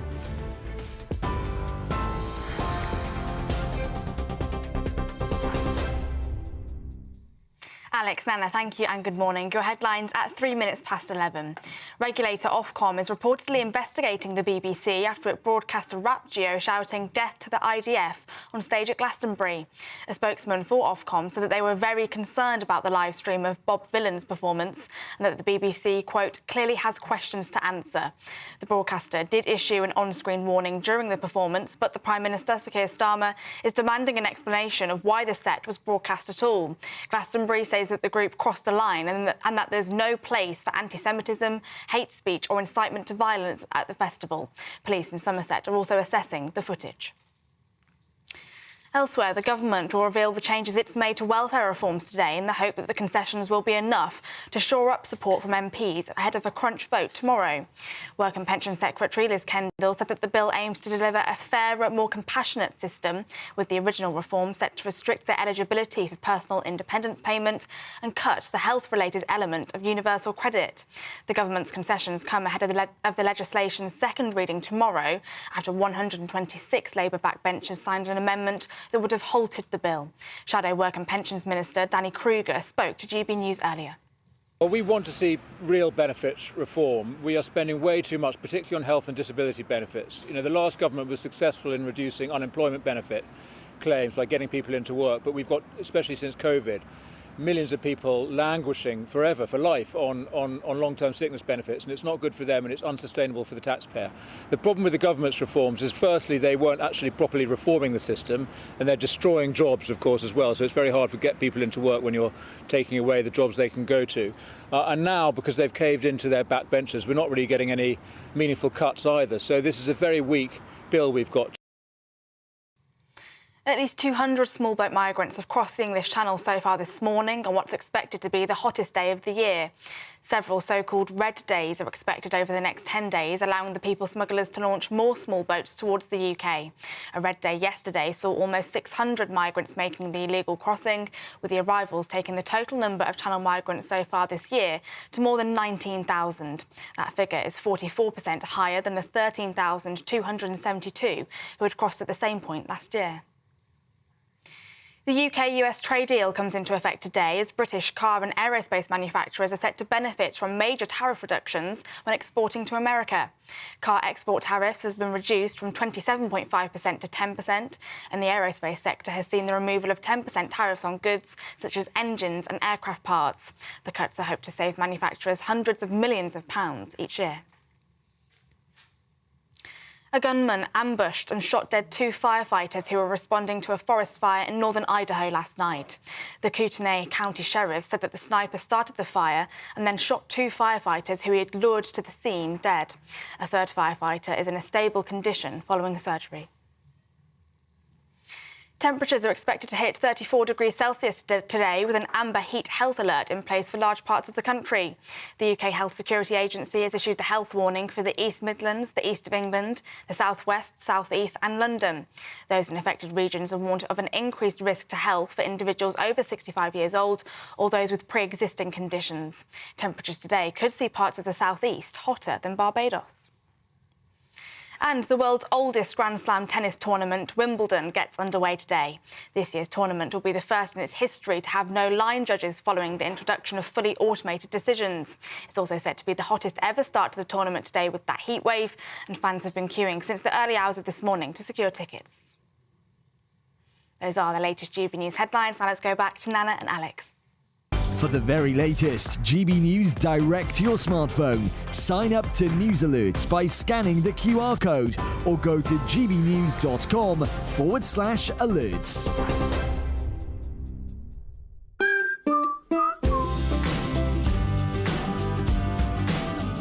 My Claim Group sponsors the GB News Finance Report.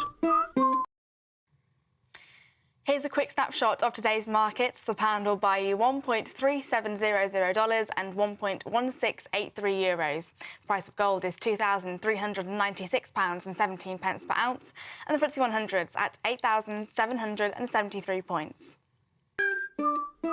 My Claim Group sponsors the GB News Finance Report.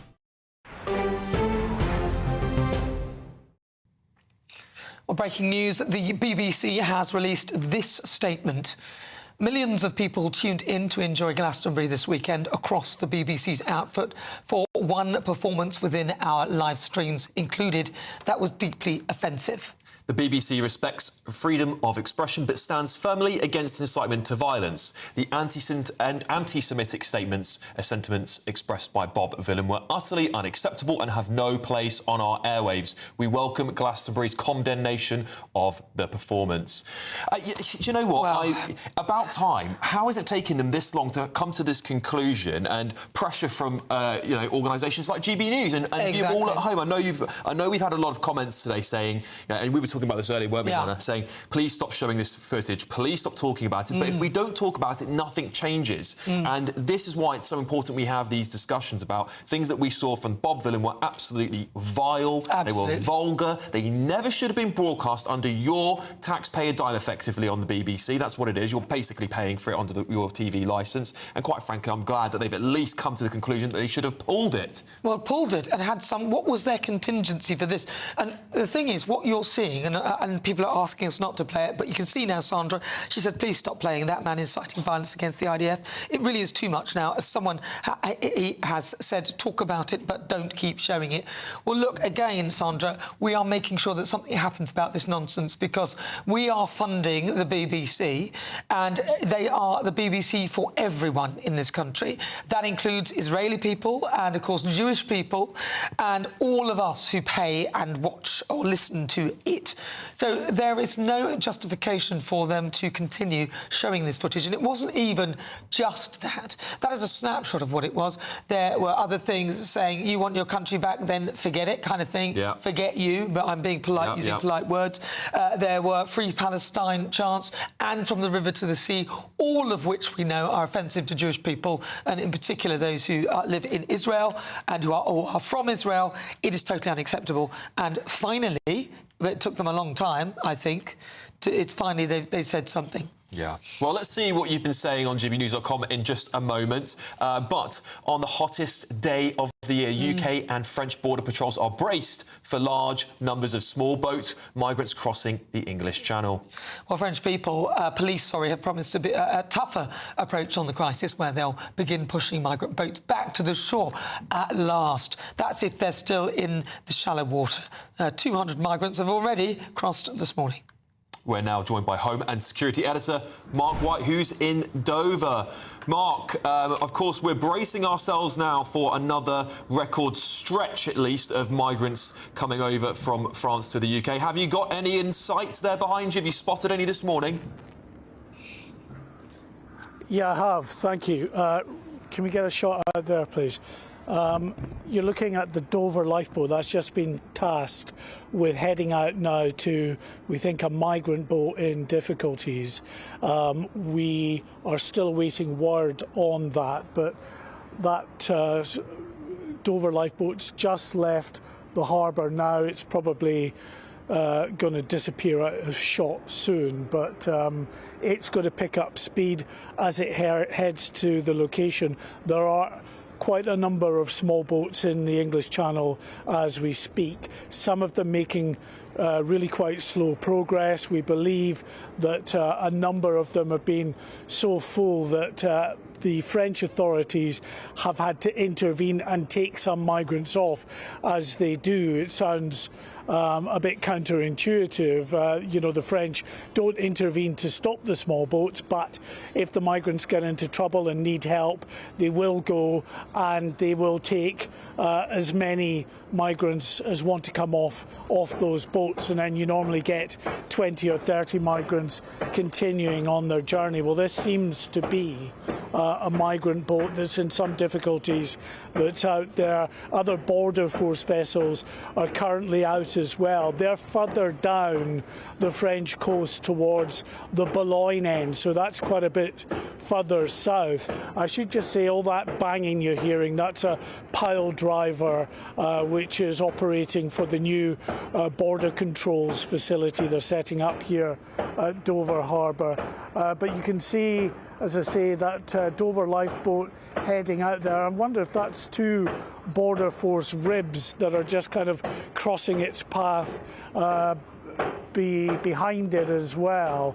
But so far today, we had an arrival here at 4:30 in the morning of one packed out small boat, and at least another 5 small boats, maybe more, out in the channel as we speak. What we are seeing at the moment is a series of so-called red days. That means that Border Force and the French authorities are braced for very good flat cam conditions, which will mean that those small boats come across in significant numbers. And with almost 600 who came across yesterday, it's likely that we could head to that 20,000 figure of small boat migrants who've crossed so far this year by Tuesday. We're already now at over 19,000, and as I say, it just takes really one busy day and you're up over 1,000. Well, we've got 2 likely busy days coming up. Mark, the French police are said to be getting tougher this week. They're meant to be taking action, at least in shallow waters. I don't suspect this will be any relief for the Prime Minister, as obviously he's having a pretty bad time getting control of this issue. But, you know, would we, or should we expect at least a slightly lower number of migrant boats crossing as the French police tend to, are supposed to be stepping up? Well, you know, obviously I'd like to say so for the government's sake, but no, I don't think so, because contrast that with what we are about to experience, which is the summer months of July, August, September, and even into October, when history has told us those are the flattest, calmest months of the year, when we get very significant crossings, easily often 1,000 small boats that will cross in a single day. And it really only takes a week of good weather, and you can see 3 or 4, even 5,000 crossing in a single week. So the French police might be getting a bit tougher on the beaches, but what will that really do at the end of the day? Well, it'll certainly disperse migrants if they're firing tear gas at them. If they're pushing boats back, they'll be pushed off the boat, but all they do is just regroup, go back into the camps, meet up with the people smugglers, and just hook up with a new boat again. So it might delay them by a day or 2 or 3, but they'll just try again until they can get over the channel and here to the UK, as we're witnessing once again today with another busy day in the English Channel. All right, Mark White, thank you very much. That's Mark White. He's there in Dover. He's our Home and Security Editor. He's on it, watching it, and we'll be with him throughout the day on it. Right, let's see what lots of you have been saying on gbnews.com/your say. Marsh has said here, the French won't do anything. They will say they aren't in shallow water, so couldn't push them back. Interesting. I tend to agree with you there, Marsh. I don't think this is going to make an ounce of difference, this so-called crackdown. Well, as part of the deal, they were meant to be able to push them back in shallow water anyway. So all they're doing is they're going to do what they said they would do, which is why they got the $500 million. Yeah, so they're not actually doing anything extra. It's just they're saying that we will do what we said we would, which I don't doubt they will, but we shall see. Lots of people saying, don't play that clip again. You can talk over it, but don't play it. Margaret said that. Jackie says, Val Villain needs to be brought to account. Please keep highlighting it, though. I want him to face the full force of the law, fast-tracked. See, that's the point. Yeah. And since we've been talking about it, the BBC have now agreed that they should have cut the feed, which is one part of the thing, and Ofcom have also agreed to investigate the BBC on that. Things that you think were common sense, Nana, hey? Like, just cutting that feed, it would have been common sense to anyone here at GB News. Would have gone, actually, that should not be shown on British television, at least with a taxpayer-funded channel, shouldn't be. But there we go. We have to show them common sense these days, don't we? The BBC. Well, somebody, whoever was in charge of that, needs to be held to account. Oh, they really do. I think whoever was in charge of all of that, and I think I know who they are, should be held to account for that, because you can't just be doing that. That's quite serious. It is. And unacceptable. All right, well, time now for the Great British Giveaway. It's your chance to win £54,321 in our biggest cash prize to date. All of that tax-free cash could be yours, and here's Hayley Sparks with all the details. This is your chance to enjoy luxury this summer. It's our biggest cash prize to date, an incredible £54,321 in tax-free cash has to be won. What would you do with that? With all of that cash, you could just chill out, treat yourself and indulge in the finer things in life. Somewhere like here, Downhall Hotel and Spa. You really could win the cash giveaway of the summer. Go on, treat yourself. For another chance to win £54,321 cash, text cash to 63225. One entry costs £2.50 plus one standard network rate message. Or text bonus to 63225. 5 entries cost £5 plus one standard network rate message. Go to gbnews.com/win. Entries start at £2.50. Call 0903 686 3232. Calls cost £2.50 plus your network access charge. Or post your name and number to GB14 PO Box 8690 Derby DE1 9TT. UK only. Entrance must be 18 or over. Lines close at 4 p.m. on the 1st of August. Please check the closing time if listening or watching on demand. Good luck. Yes, good luck indeed. Up next, find out why AI is taking over entry-level jobs. Should we be worried? You're with Britain's Newsroom on GB News.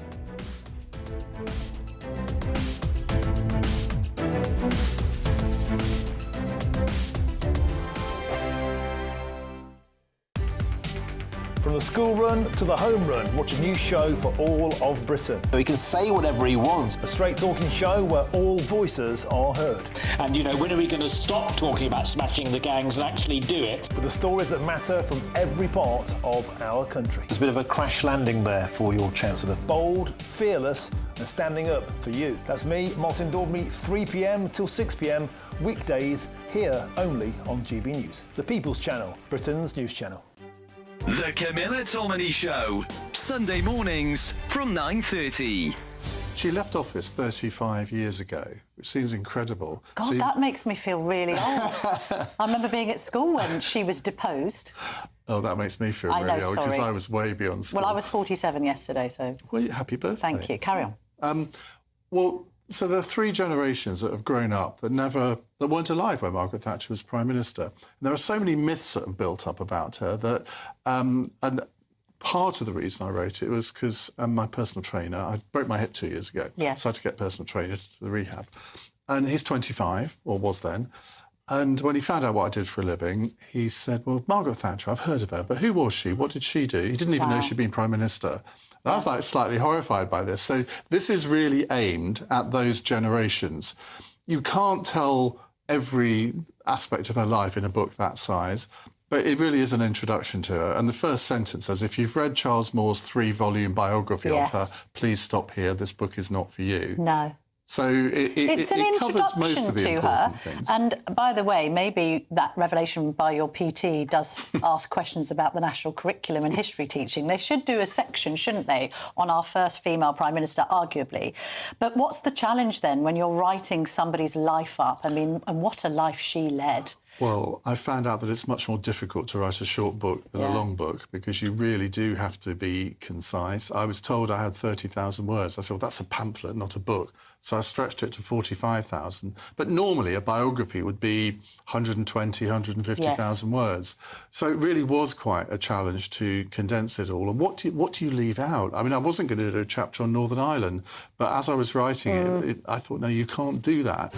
GB News, the People's Channel.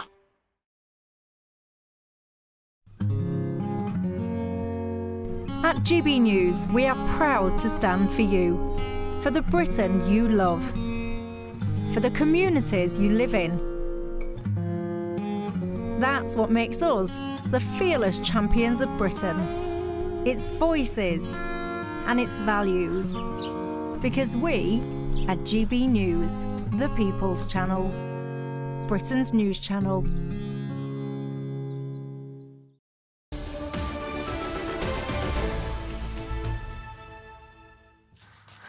It is 11:22 a.m. This is Britain's Newsroom, live across the United Kingdom with me, Alex Armstrong, and Nana Quayle. Yes, we're joined also now by Matthew Talbot and Reem Ibrahim in the studio. Right, should we start with... I think we've got to start on this Chris Whitty stuff. Sorry, I know we want to talk about the nanny state, but this is... OK, so apparently Professor Chris Whitty was responsible for government guidance that was believed to have triggered the spread of COVID into care homes. That's from the Telegraph. Yeah. Just to start off, because the key thing about this story, right, is that during the COVID inquiry, Chris Whitty basically said, I wasn't involved with all the decision-making, so it had nothing to do with me. But now these emails that the Telegraph have got hold of seem to paint a different picture, Reem. It's outrageous. So the emails obtained by the Telegraph show directly that he signed off guidance for care homes in England and directly said that they could take patients from hospitals who had not even been tested directly into care homes. So he himself made that decision. He had approved that, which, as you said, Alex, I mean, I think is absolutely outrageous. Firstly, because he said that he had absolutely nothing to do with it at the time, but everything comes out and the truth always prevails. What was that famous line, Matthew? Follow the science, eh? Follow the science. I mean, this is the thing, isn't it? This is why people do not trust the government. We're told, trust us, we know what we're doing, but this is, in my opinion, and I'm not saying this is true because it's allegedly, but this looks like a barefaced lie. Yeah, it's not great if it is, and I suppose that's the benefit of the inquiry. People will tell their own stories, and you know, hopefully we will get to the bottom of things. I'm all for also forgiving people that make mistakes at work, but this is a pretty big mistake, to be honest with you. If this is possibly resulting in the many deaths that COVID ripped through many of the care homes up and down the country, and as I was saying off air, a special mention to Brent Council, who I was working for a Labour MP at the time, based in that area. They were unsure about this guidance, and I think we're definitely the only local authority in London, possibly in the UK, who said we don't feel comfortable doing this, and they made provisions to discharge older people that were discharged that had COVID. They put them in an empty care home rather than putting them back in with potentially vulnerable people, and may well have saved many lives because of that action. See, it seems quite obvious to me that you wouldn't put people who are potentially sick into an environment where we already knew by that time that the old people were those who were most vulnerable against the disease. You're absolutely right, and this is yet another lying government official. I mean, this is an outrageous lie. It wasn't just a mistake. He had literally said he wasn't involved in those particular decision-making. But, of course, he's not here to defend himself. He isn't here to defend himself, but, you know, you say something and the reality is completely something else. I don't know what else you'd call that other than a lie. The emails don't look good, do they? What's interesting, though, is, again, what you said earlier about following the science. We were told time and time again to follow the science, and yet the evidence now suggests that lockdowns basically had no impact whatsoever on mortality rates.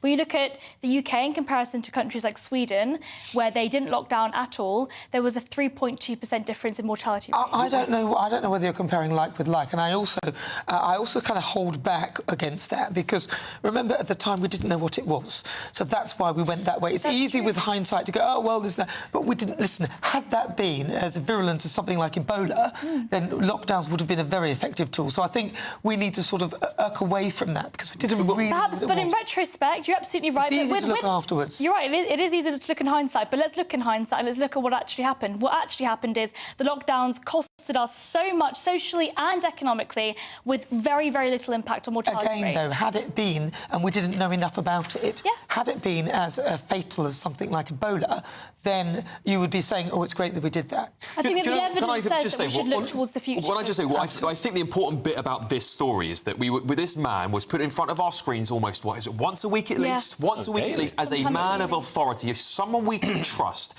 And we've been talking earlier on about this show about people like Dominic Cummings, who've now come out and said the people who are elected in this country don't even have any power because they're basically laughed out by the civil service who run this country now. But this is another example of that, of at least an alleged dishonesty. Right, should we move on to a different story, shall we? Yeah. What else do you guys fancy? Nanny status? I know you're dying for it, Reem. Yeah, I mean, the reason for it is because it's yet again another example of the state telling adults what they can and cannot do with their own lives and their own bodies. The government is saying that they are considering plans to try and ensure that supermarkets can, they're saying, reduce each shopping basket by about 100 calories. First of all, it is not supermarkets fault that people are fat. People eat too much and they buy bad foods, and that is completely on them. And it is rightfully their choice to do that. If they want to be fat, I think they should be allowed to do so. If you want to smoke, if you want to drink, if you want to eat yourself to death, you should be free to do so. What about the burden on the NHS that we are all I just paying don't want for? taxpayers to foot the bill for it. Hence why we should have a competitive social health insurance model. Fix the NHS, get rid of the NHS and fix it, and then we can have a conversation about whether or not people should be choosing how they live their lives. Fundamentally, the state should never be able to decide what you can and cannot eat, drink, smoke, or do whatever you want with your own lives and your own Well, bodies. hang on a minute. No, they could determine eat and drink certain things, so certain poisons or certain drugs and things like that.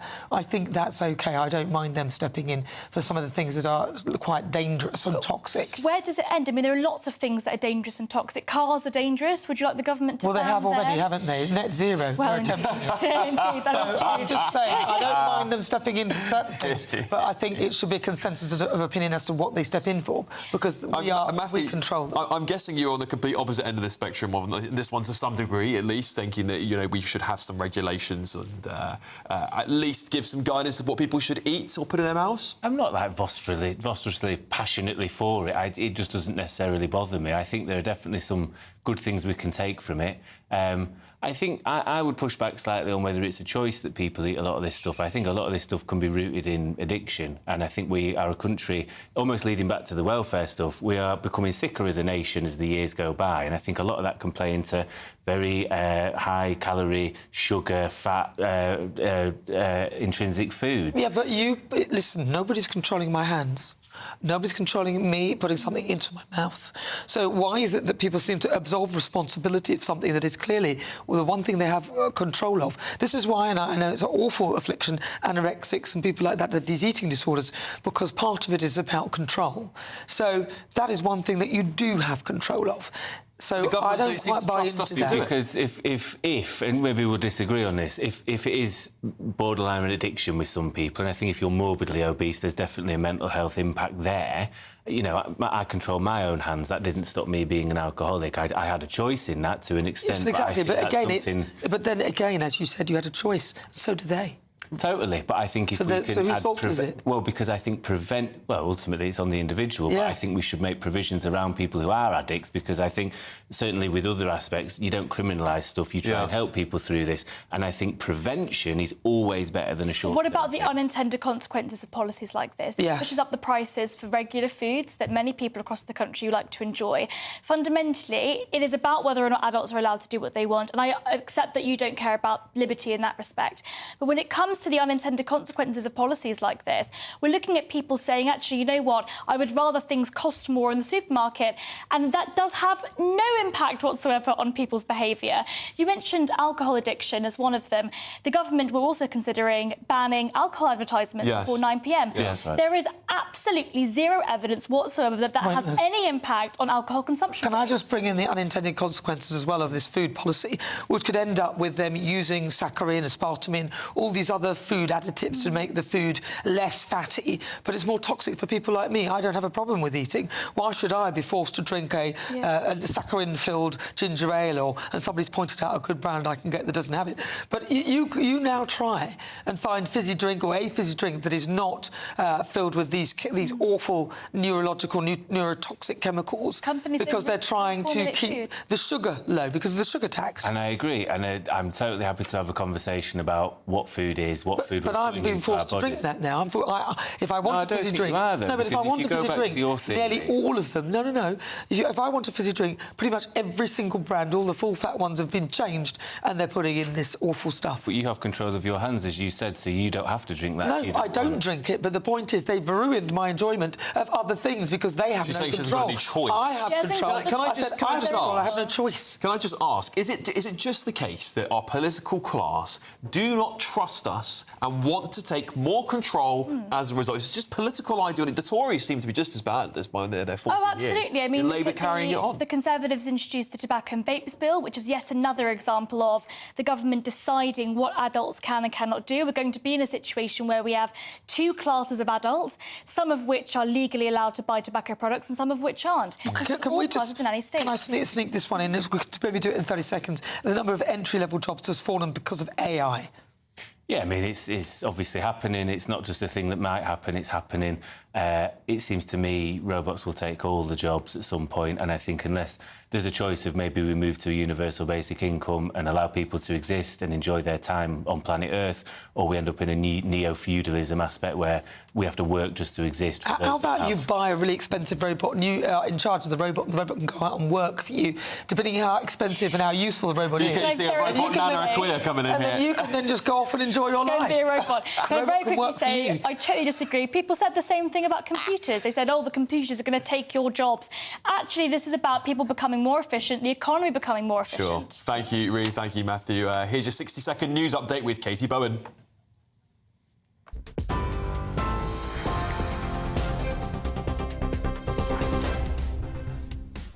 Good morning. The headlines at 11:32. The BBC says it should have pulled the live stream of Bob Vylan's performance during Glastonbury, which contained, quote, utterly unacceptable and anti-Semitic sentiments, the corporation said. Ofcom is reportedly looking into the incident.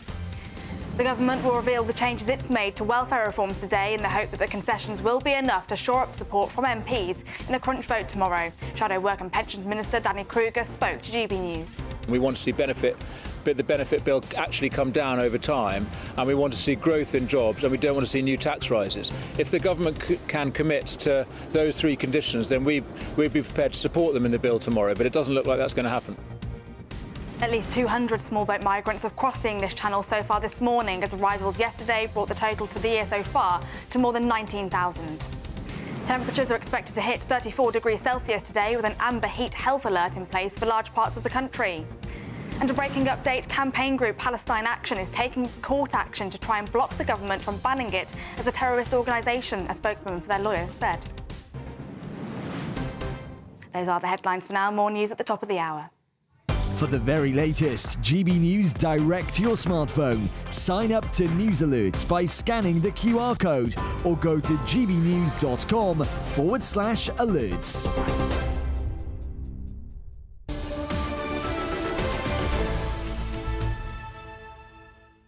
Welcome back, everybody. Good afternoon. Britain's coming up with Tom and Miriam are joining us now. Hello. Yes, it's going to be a busy, big show. Of course, the government's gearing up for this seismic vote tomorrow.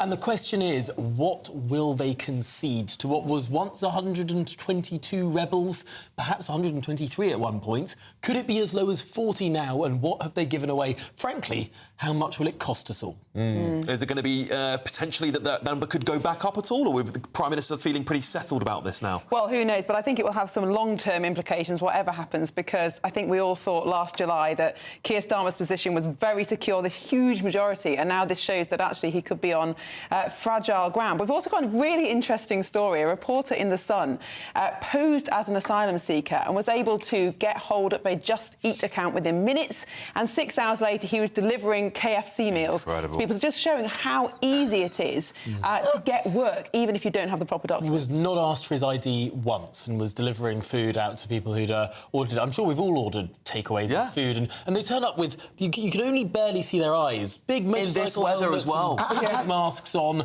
Could be anyone. What has Just Eat said about it? They're investigating this account. But, of course, it does lay open the possibility that this is being done on a large scale, not just with Just Eat, but there are all sorts of other delivery companies' idea. And the idea that you can rent somebody else's account, somebody who may have been verified and be operating within the law, but you can just rent that account without any checks and balances at all. Well, apparently they had migrant kitchens, didn't they, where they were actually making the food and then delivering it, so they were doing their own thing through all those deliveries. It's becoming a black market, essentially, in the UK. I mean, it's a wonder that we give them a stipend every single week to spend on food and clothing and everything else, and put them up in hotels. I mean, clearly they're very entrepreneurial folk. I say that's a great. Well, they're making money from the state and from the economy, then send it back home potentially. Exactly. There's nothing wrong with them. They're obviously fine. Thank you very much, Tom and Miriam. Up next, all of that at midday. Now, the BBC has buckled under pressure and said that they should have pulled the Bob Vylan performance at Glastonbury as the group called for the death of Israeli soldiers. This is Britain's Newsroom on GB News.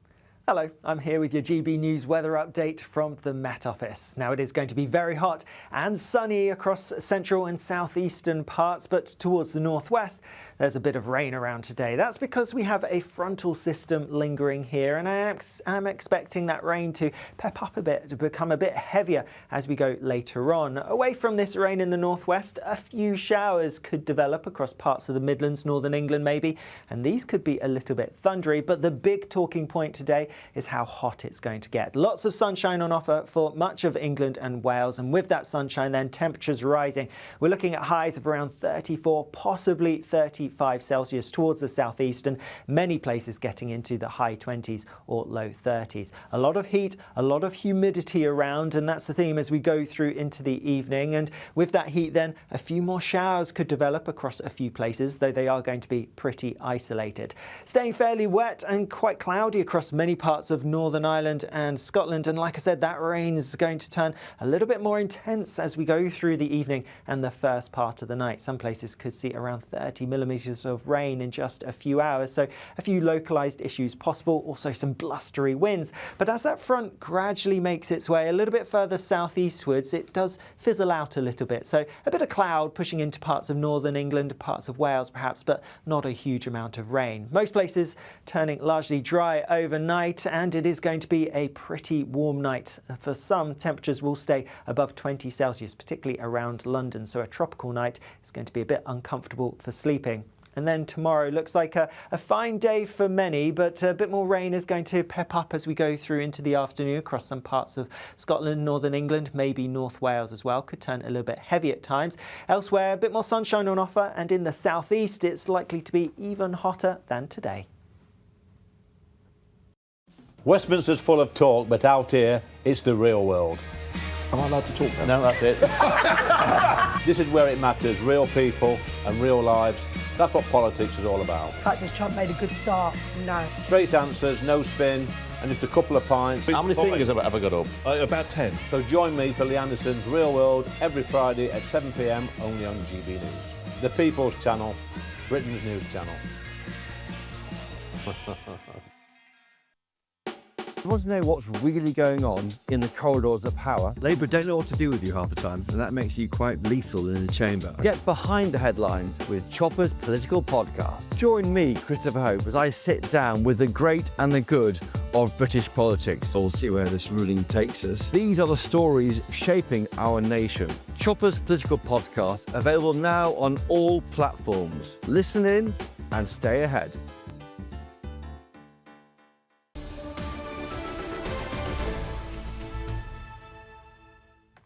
Good morning. If you just tuned in, welcome on board. 39 minutes after 11 o'clock. This is Britain's Newsroom with Alex and Nana.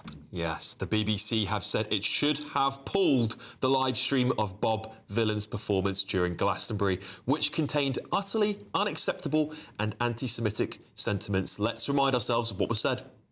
Free, free! Free, free! But have you heard this one, though? Death, death to the IDF! Death, death to the IDF! Death, death to the IDF! Death, death to the IDF! So Ofcom are now looking into the incident, saying that the corporation clearly has questions to answer. Let's get more with campaigns coordinator for the revolutionary communist, Fiona Lally. Fiona, thank you very much for joining us here on Britain's Newsroom. So Bob Vylan, obviously now being condemned by multiple members of Parliament, congressmen. There's, attempts in America to now have their visas revoked. They said there were anti-Semitic comments by lots of anti-Semitism campaign groups. The irony of all of this is in 2020, Bob Vylan were supposedly giving racism the middle finger at concerts against racism. Do you think they are just purely shameless, looking to get 15 minutes of fame? No, I think I'm really glad that this has happened because it's giving us an opportunity to expose the IDF and say, what is the IDF? The IDF is a monstrous imperialist army that has killed over 100,000 Palestinians on behalf of Israel, and it is committing barbaric acts every single day. And the way that the media has reported on this has been astounding, but it actually makes people feel sick because, yeah, there was horrific violence over the weekend, but it wasn't at Glastonbury. It was in Palestine. It was soldiers from the IDF consciously shooting Palestinians who are queuing up for aid. And they do that on purpose. OK, so in you fact, are they are aware... instructed to do that. So they are instructed Fiona, to do you that. are aware... That's disgusting. You are aware that Hamas have instructed the death of Palestinians who are assisting with the aid delivery. I mean, this is a fact. You are aware of that. So that's... No. I'm telling you a fact. Hamas are doing that, and they're killing their own people, and they're urging others to kill any Palestinians who are helping with the aid delivery. No, are you aware of that? That's not true. And when the mainstream media and people like yourself say these things, everything you do acts as justification for the IDF and for Netanyahu. No. And so you're a bit like Keir Starmer, actually. Can I take Keir Starmer also does like Keir Starmer. I don't think the audience will agree with that. I mean, they know. I thought you'd find that funny. Can I just take a slightly nuanced approach? What you do when you say these things is line up with the rest of Western imperialism, which is to say that Israel has the right to do what it is doing. Israel has the right to genocide the Palestinian people. First of all, it's not been confirmed as a genocide. Even the International Court of Justice have not called it that. So you may see it that way. That is your choice. But secondly, I just noticed that you've not condemned Hamas, and you keep. Where was the condemnation for Hamas? Are you saying that what happened on October the 7th was not acceptable? When you do this, no, I'm asking another people in the media do this. Again, it is to justify. Nothing justifies genocide against the Palestinian people. I'm here to tell you exactly what I think. But could you just I'm not going to stand here and condemn Hamas. I'm not going to do that. You're not going I'm going to stand here and condemn the IDF, the occupation, and the role of Western imperialism in that entire region. Fiona, hang on 1 second, just 1 moment. I am here to condemn Keir Starmer and David Lammy and the British government and British imperialism's role in this occupation and in this genocide. You cannot sit there and seriously say you will not condemn Hamas, who have I can brought... say whatever I like. Well, you can, but I tell you what, the British public are watching you. The British public are watching you, and if you will not condemn terrorists, people who have caused absolute chaos upon the Palestinian people, the ones that started this conflict, can you see the disdain the British public, the people of Palestine, Jewish people will have for you? I'm happy to condemn terrorists. Let's start with Keir. Condemn Hamas. Let's start with Keir Starmer. Let's start with David Lammy. Let's start with the people that started this war. And let's talk about the IDF. Let's talk about the IDF. Who started the war on October the 7th? I'll tell you, it began in 1948 with the forced expulsion No, it did of not. hundreds of thousands of Palestinians. Actually go further back than that. We can get into a historical discussion. You are It's not worthwhile. You are so correct. In fact, the British were entirely involved in setting up the Zionist state. They were entirely involved in that. So British imperialism historically is responsible for those crimes, and today it is still responsible for those crimes. And what makes you so angry, actually, is the fact that more people support people like Bob Villan, more people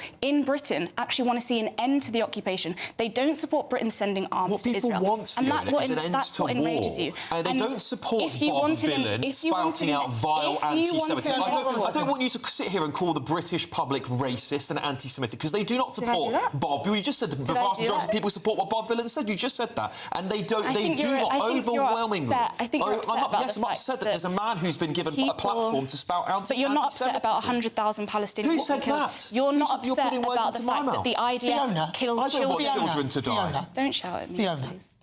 Yes. Can you not condemn Hamas? I've told you. No, but I'm asking. It's a yes or no. Okay. So don't do. I've actually already answered that question. So is there a yes or no to that? And the other reason why you guys act like this is because you want to intimidate people from speaking out about the Palestinian movement. You want to criminalise the entire Palestinian movement. In fact, today there are activists on trial. The Filton 18, they're on trial, and the state is using counter-terrorism laws against them for the role that they have played to disrupt the Israeli war machine. Giving your opinion out on the airwaves. And you're telling us what we think. You don't know. Tell us we're scared of you. Tell us you're scared. You know, this is the ridiculous thing, isn't it? Tell us we're scared. We have you on here to give your opinion to the British public. What I'm not going to sit here and do is agree with you just because you think I should. No, which is what all of you lot at Glastonbury think we should all sit there going, yes, I agree with your argument. I don't agree with your argument in the slightest. We're definitely not going to agree. But what I'm pointing out is that I think the reason that you are so shocked by what I'm saying, we're not. And a lot of the mainstream media over the weekend. I was so shocked that other people were chanting with Bob Dylan, is because you are so out of touch with the real mood in society, and the real mood in society is on the side of the Palestinians. The problem we're having here, and you've lost that whole debate, and I think that's Fiona, the problem we're having here is you continuously tell us what we think, but you don't listen to what we're thinking. So if you would just listen a bit more, the genocide of the Palestinians. If you listen, let me finish. Sorry. If you listen to what people have to say, then perhaps instead of telling me what I think, you might listen to what I think. And that's, I think, this is a real problem with your argument. You don't listen. You don't listen to what people think. You have no idea. OK. Thank you very much. Thank you, Fiona. Fiona Lely, thank you very much. She is the campaigns coordinator for the Revolutionary Communists. All right, plenty more to come on a slight change of scenery here, yes. We're just searching for some holiday sun, not here in the UK, of course, but here are the forecasts for our top European destinations.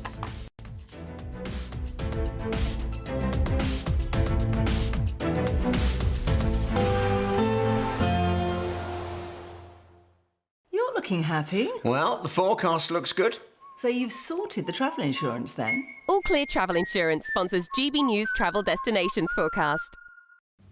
Temperatures remain above average across much of Europe over the next few days. Plenty of sunshine to come as well, but sunshine's not everywhere. Cloudier skies for parts of Madeira down into the Canary Islands. 1 or 2 light showers are possible, but much of the Mediterranean will be sunny, though some thunderstorms possible across the Alps on Tuesday afternoon. 1 or 2 showers for eastern Greece into Turkey, but otherwise plenty of hot sunshine, and there's very little change over the next few days. Temperatures above average. All Clear Travel Insurance sponsors GB News Travel Destinations forecast. Welcome back to Britain's Newsroom with Andrew and Beth. Hello everyone, Patrick Christie is here. I'm Michelle Duke, Britain's News Channel. Access the stories that matter to you. Take the GB News family with you on any device. And as long as you have an internet connection, tune in to GB News anywhere on the planet or beyond. GB News, the People's Channel, Britain's news channel.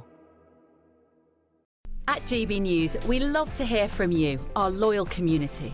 So drop us a line at gbnews.com/yoursay.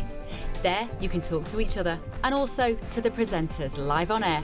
gbnews.com/yoursay, because GB News is your channel, Britain's news channel. Hi, I'm Michelle Dewberry, and my show is your opportunity to cut through all the noise and dive in headfirst to some robust debates. Ideas clash. Situation, isn't it? Because the failure is... You're deliberately avoiding my point. Nothing's held back. And if you think this is the end of it, wait for more. And we do not shy away from the difficult stuff. Sometimes I want to shake people and say, if only you understood. So join me on Dubes & Co. weeknights at 6 p.m, only on GB News, Britain's news channel.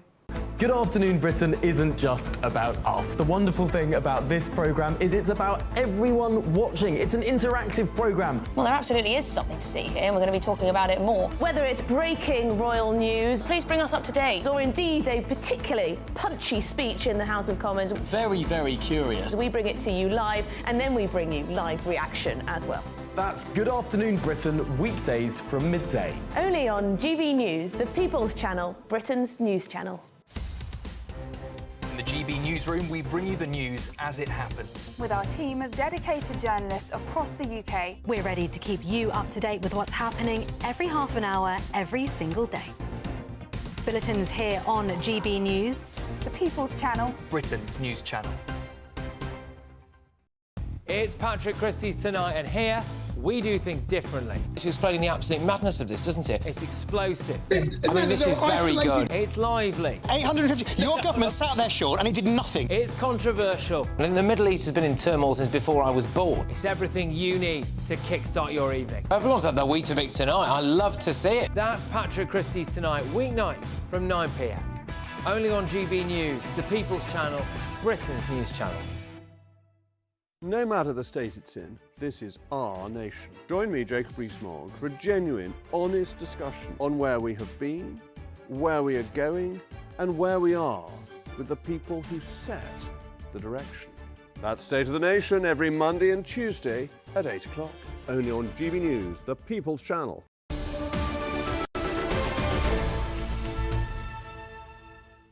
Right, well, today is set to be one of the hottest June days on record, with highs of 34 degrees expected. Yeah, GB News reporter Anna Riley is joining us from Barbados. How's it over there, Anna? It's certainly getting busier here, and there's a little bit of a breeze as well, which is nice when you've got these hot weather conditions.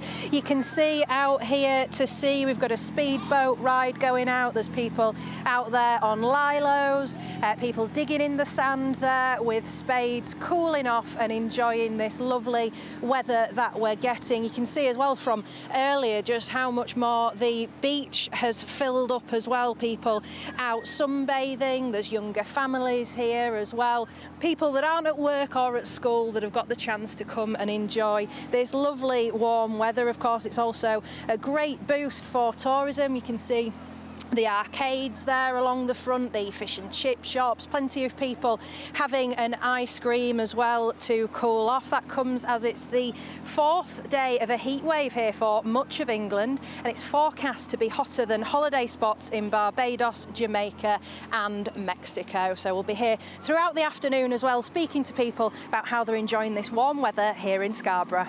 Lovely. Well, I'd love some strawberries and cream. Let's go over to Wimbledon and speak to GB News entertainment editor Alex Davis. Yes, it's also still super hot down here, so much so that earlier on Wimbledon had to urge fans desperately against travelling down here. We've just spoke to the fans who are still funneling into the venue. We're at ticket number 5,000. Obviously a number of tickets get sold beforehand, but these are the people hoping to just scrape in and get those very, very sort of, you know, tickets that aren't available to the public yet, but they're on their way in now, 5,000. Fingers crossed they get in. All right, Alex, thank you very much. Well, that's it from Britain's Newsroom. It's been fun. It's been really good fun, hasn't it? We hope you've enjoyed it. Well, up next is Good Afternoon Britain with Tom and Miriam. Certainly is, and of course we're going to be looking at the government rebellion. Will they get those disability cuts through the Commons tomorrow? But also Bob Vylan, that music artist. We're going to speak to the father of someone killed at the Nova Music Festival in Israel to see how he responds, all after the weather.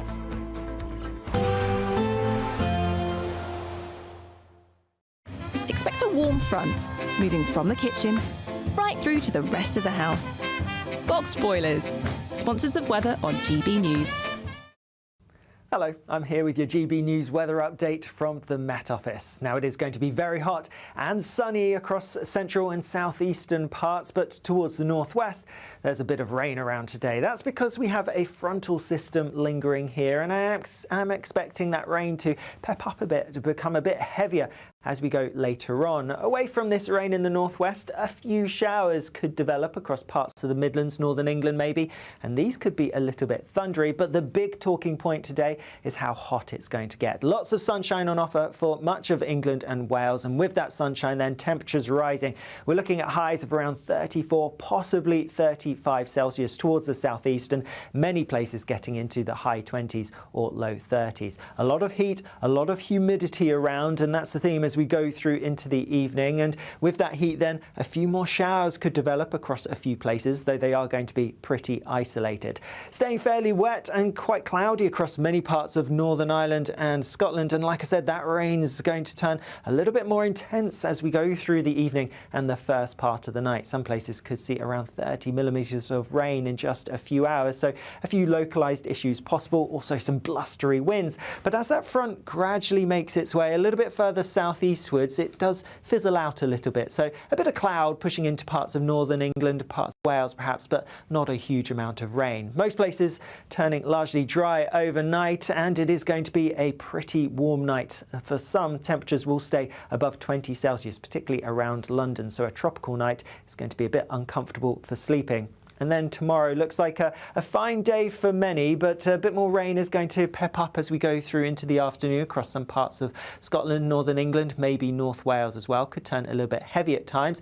Elsewhere, a bit more sunshine on offer, and in the southeast, it's likely to be even hotter than today. A positive outlook through the night will power through to a bright day ahead. Boxed Home Battery Storage, sponsors of weather on GB News.